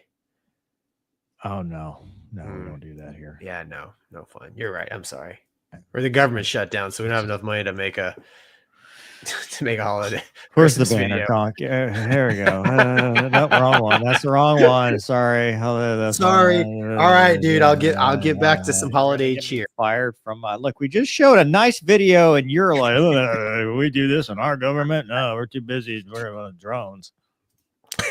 Yeah, Dad did not say anything about drones. You squeak that in on me, so to speak. Oh man. Anyway, that was cool. That was cool. Yeah, she's very talented. Yes. Very talented. That was very good. Different pacing than the original, but I like it. No, man, it worked with the jets flying and the backdrop and everything. It's good. I like it. Yeah. Was it the tornado? NATO. And was there a Eurofighter in there or just that? I think it's just a tornado NATO. Tornado. Thomas says, did the Iranian air show have the Nat from Hot Shots? I don't know, man. Thank you, though. John A. says, have to run, but wanted to wish everyone a very Merry Christmas and Happy New Year. Blessings to all. Merry Christmas, Happy New John. Year. And thanks, John, Yeah. for hanging out with us as Heck much yeah, as man. you do. We appreciate it. We do. Sienna says, thanks, Gonky. 13 Yeah. Veloster. What is that? Veloster? Hyundai, right? Correct. Isn't it Veloster? Veloster? Veloster? Put the Also emphasis correct. on the wrong syllables. Doug, help us out, man. How are my syllables doing here? I think it's Hyundai Veloster. Veloster. I thought it was a Veloster too. What'd you call it, Mover? Veloster? I don't know, dude. I don't speak Spanish. Thanks. Don't ask me to do. Next time you do it. Dude, You read the thing. Don't yell at me. I'll You're setting me try. up for failure. He wants a link to the video. I just put it in the chat. I'm a llama. Back to your doom and gloom, Gonky. Go. What? You have to bring the article up. Dude, it's like, This does not look. Oh, there it is. Okay. there it is. Yes. Air Force may curtail F-35 plan if newer tech pans out. SecAF says so. He's not going to be in that job much longer either. So those plans could change. So there's talk about curtailing the order. Clapped back. Hoorah. Oh, I see. Never mind. Yeah, because what they were supposed to, the objective Clapped was back. 1,763 of them. Uh-huh. But who knows how many they're going to buy, right? So we talked, was it 2 weeks ago? Elon's coming in there. He says, the jets are relic. It's not the direction, we want to go. So we'll see what happens in the future. But I just think it's interesting that, he would even talk about something like that on his way out. I mean, that's basically the article, man. Is even, it talks about in there how the F-35, right? They had a year-long delay of deliveries because of issues, and the program is plagued. But I mean, it's what we've got. He's going to have a hard time getting a board position on Lockheed defense contractor. Yeah. That kind of talk. Yeah, He must not be interested in these typical follow-on assignments. yeah. I mean, his word, right? They're not delivering what they've been promising, Yeah. and they're not Well, doing as fast as they could by a wide margin. Kendall said. So yeah, your seat is now occupied by someone else. Yeah. here at Well, Lockheed. he could be going to their competitor or something. He's like, oh, I'm going to Boeing. And so. Yeah. I mean, he talks about, hey, they need to free up money for the NGAD. If they That's go true. the NGAD I mean, route. NGAD's probably a smart thing to do. Yeah, exactly. It's just still crazy to me that the envelope has not been, they haven't expanded the envelope all the way, even remotely, with the F-35, with what it can do is designed to do, and it's already like, maybe this was the wrong route to take. Well, that's exactly how we ended up with the Raptor being too expensive, because we kept cutting it until it was too expensive. And then we used the per unit cost to say that it was too expensive because we cut it. Yeah. If they would have, they wanted to originally make 750 of them, something like that. 1 for 1, right? They're going to get rid of the Eagle for the Raptor. I mean, yeah. And now we have 187. It's like, dude, that cost is already. Yeah. It's too bad, dude. That's one airplane that they should have made all the ones that they were going to make. They should have made them. Yeah. Wow. Yeah. Gonzo says, happy holidays, gents. Do you think that the Air Force, Navy, and Marines will ever remove the 4-year degree to fly for them, kind of like the Army CWO? I'm not going to say never, but usually when people are asking this, they just want the quick way. Just get your degree. Like, get there. I don't know if they're still doing it, but there for a while, there was a warrant officer pilot program in the Navy, but it was, I'm pretty sure, TACAMO only, which is the 707. Really? Yes. This is like 15 years ago kind of knowledge. That program may be gone. And well, even I don't know. Don't you have to have a 2-year degree to be a warrant officer? Well, that's what I was gonna say, Mover, is like, if you're a warrant officer, you have to have some most of the warrant officers I knew in the Navy had 4-year degrees anyways, right? So yeah, I mean, like Mover said, I mean, if it's like, World War III, or if the aliens are coming, it's like, I'm a pilot, I can fly. It's like, it ain't gonna ask here, dude. And all they do is fly around and get videoed and crash into the ground. Apparently. Yeah. Eventually they'll crash, but for the most part, they just fly around and end up on TikTok. Yeah. Gen Z, that's what this is. It's Gen Z. All they care about is being on TikTok. Here's another reason why I don't think the 4-year degree thing will ever go away, is because the majority of your flight spots go to the academies, right, Mover? Which that's a 4-year program, right? So I mean, that's, I don't know.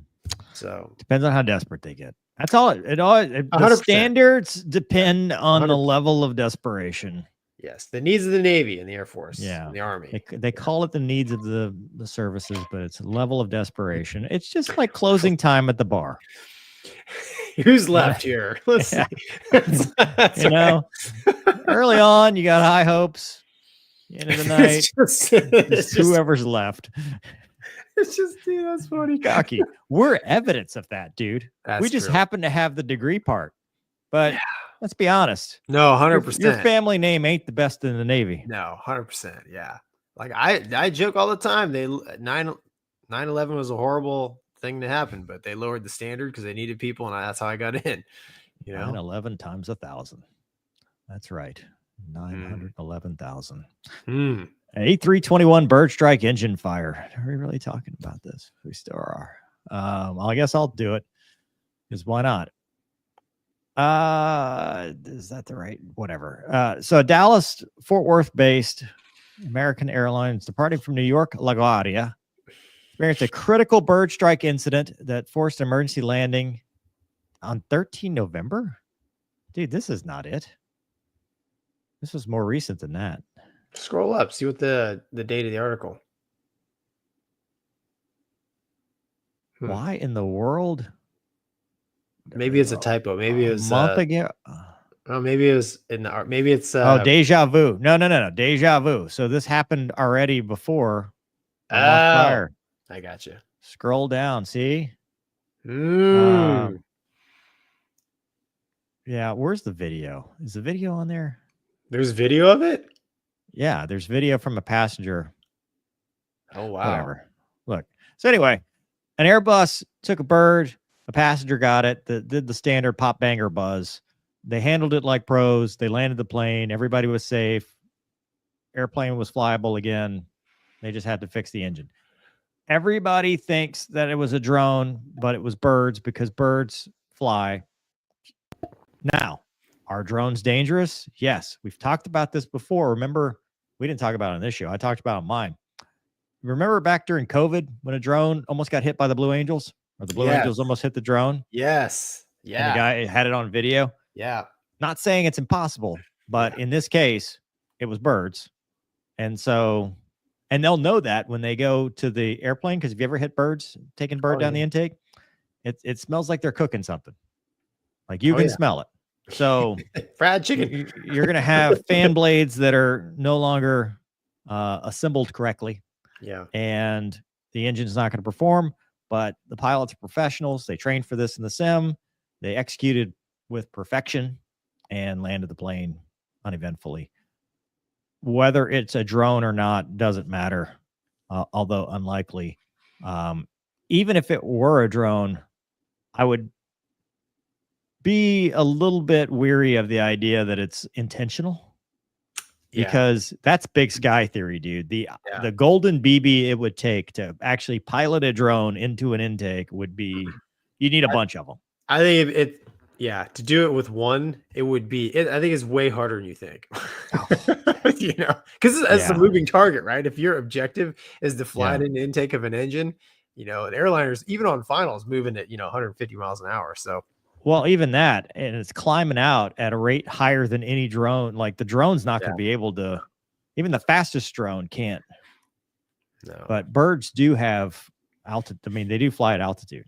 I mean, yeah, exactly. Yeah, there is the argument that all birds are drones. I was going to say real. birds are like God's drones, aren't they? They're not real. Like, have you ever talked to a bird? Have you ever been in the same room with a bird? I don't know. All right, dude, we're getting loopy here. It's the end of the show. It's Christmas, man. It is Christmas, right? Like you got this Merry Christmas goodbye. I just put that on there so we wouldn't forget to say Merry Christmas goodbye. Right. No, adios. What's the mental health minute, dude? Don't set yourself on fire. Go. I don't even know what to say. Okay. Don't light yourself on fire. Because he talked about don't make a permanent solution to a temporary problem. I've talked about that, but let's back that up a little bit. It doesn't always have to be, when we talk about ending your life, it's terrible. 988, 911, if you're going to take your life, and don't, please, talk to somebody. But let's talk about not setting ourselves on fire, because sometimes things are not going your way and you may spiral and you make proverbial, it's a metaphor, right? Set yourself on fire. You may make things worse with your reaction than if you just kind of chilled for a second and let it play out. Don't escalate the situation. Don't make it worse. Just relax for a minute. Same thing with an emergency situation in an aircraft. No fast hands in the cockpit.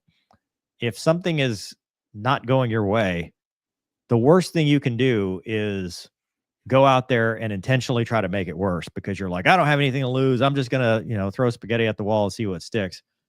You still should have some level of measured response, because one day you will be through it and look back and you're, man, I'm glad I didn't go do that.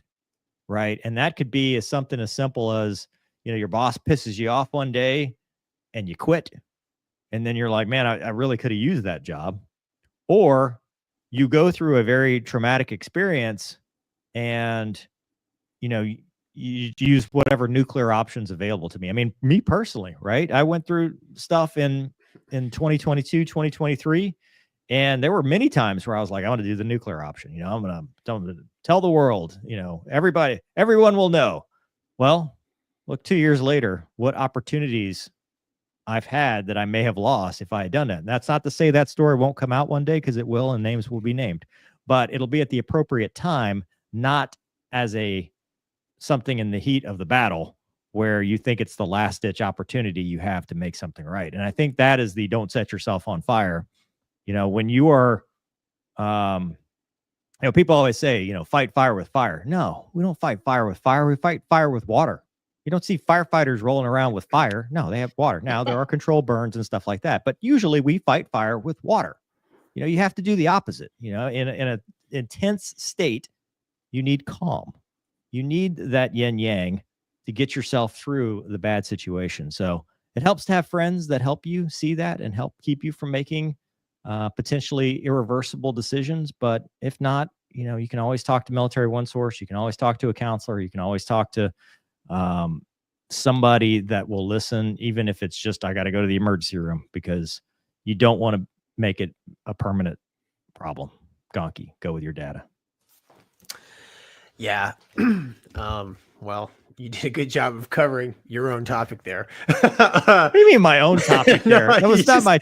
You threw it right off. No, like as soon as you started talking, I was like, oh, that's where you're going with this. But no, that was really good. It's Christmas, right? So the whole time you were talking, all I could think about was like National Lampoon's Christmas Vacation, right? It's super stressful.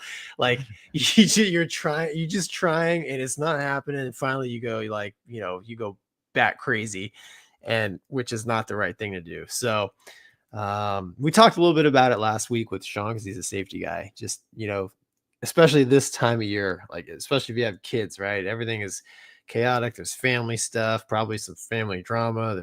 Everything's super expensive, and who decided to make your property taxes due at the end of the year, right? That just adds to the financial. That's a good point. I got to pay my property tax. Yes, Thanks, Gonky. Here, exactly. I'll look that up right now. Correct, dude. So like, I mean, like the money is just gone, and it's like, wow, what happened? So, I just kind of want to echo what you said, man. It's now is now, but if you sit on your hands, let the pitcher settle. And then just, don't eat the whole elephant at once, right? One bite at a time. You'll be, like in your case, like things have gotten a lot better as time has gone on, right? That's because you take each day at a time, you systematically handle the issues that are going on, you come up with a plan, get support from your friends, your family, and that's how you handle it. Lighting yourself on fire, going nuts is rarely the right thing to do. But I mean, that's what I have. Doug? I would love to say that I've never panicked, but I can definitely say that I've never panicked and made the situation better. And I've been in situations where I thought afterward, wow, I wish I hadn't panicked. And I've been in situations where I thought I could have panicked and I didn't. And it's usually better not to. And also, I have set myself on fire. Literally or figuratively? Literally. And it really traumatized my youngest son, so I don't recommend it. Where you're like, let me show you a lighter fluid trick, son. Watch, it doesn't hurt. I wish it was that smart. Oh, no, dude.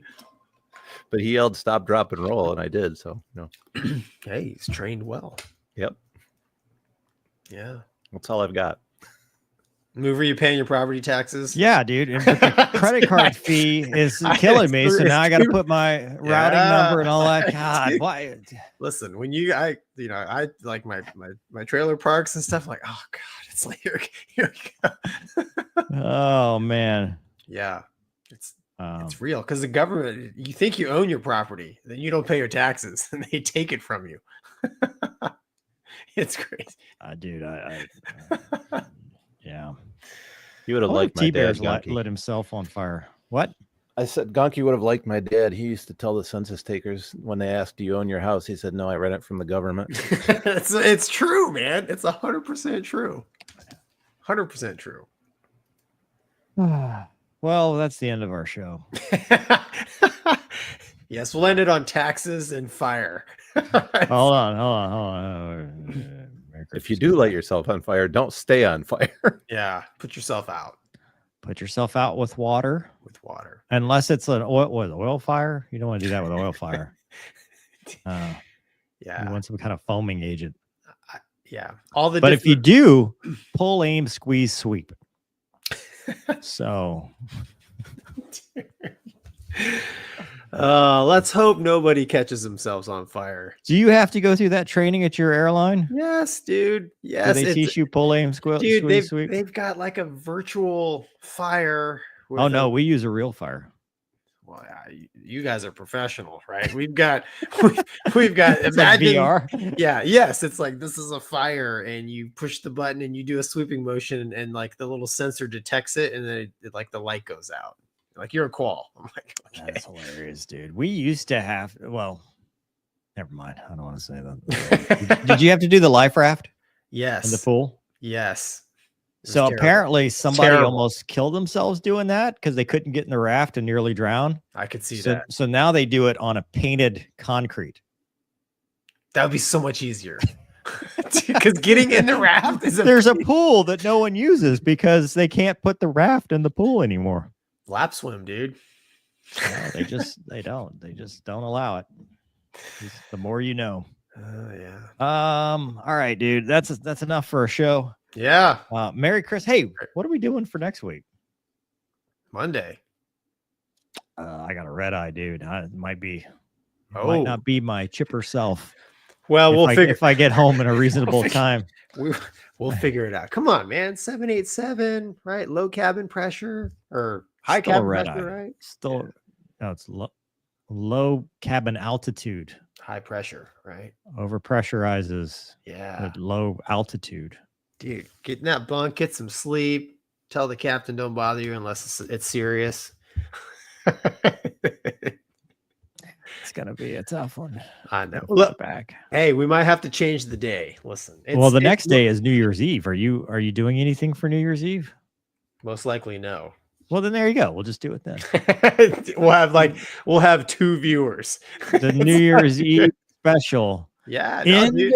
2024 Yeah, with us and maybe one other person if we could find somebody. correct.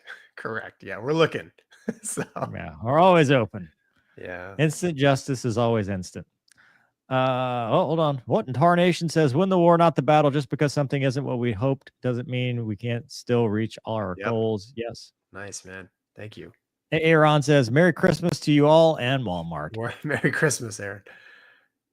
All right. Well, good, man. If I hit end the stream, what do you think will happen at this point? Dude, at this point, I don't know. Dealer's choice. Anything is 50-50. possible. All right. Merry Christmas, everybody. We'll Merry see you Christmas, next time. everyone. We'll see you. Good night. Merry Christmas, folks.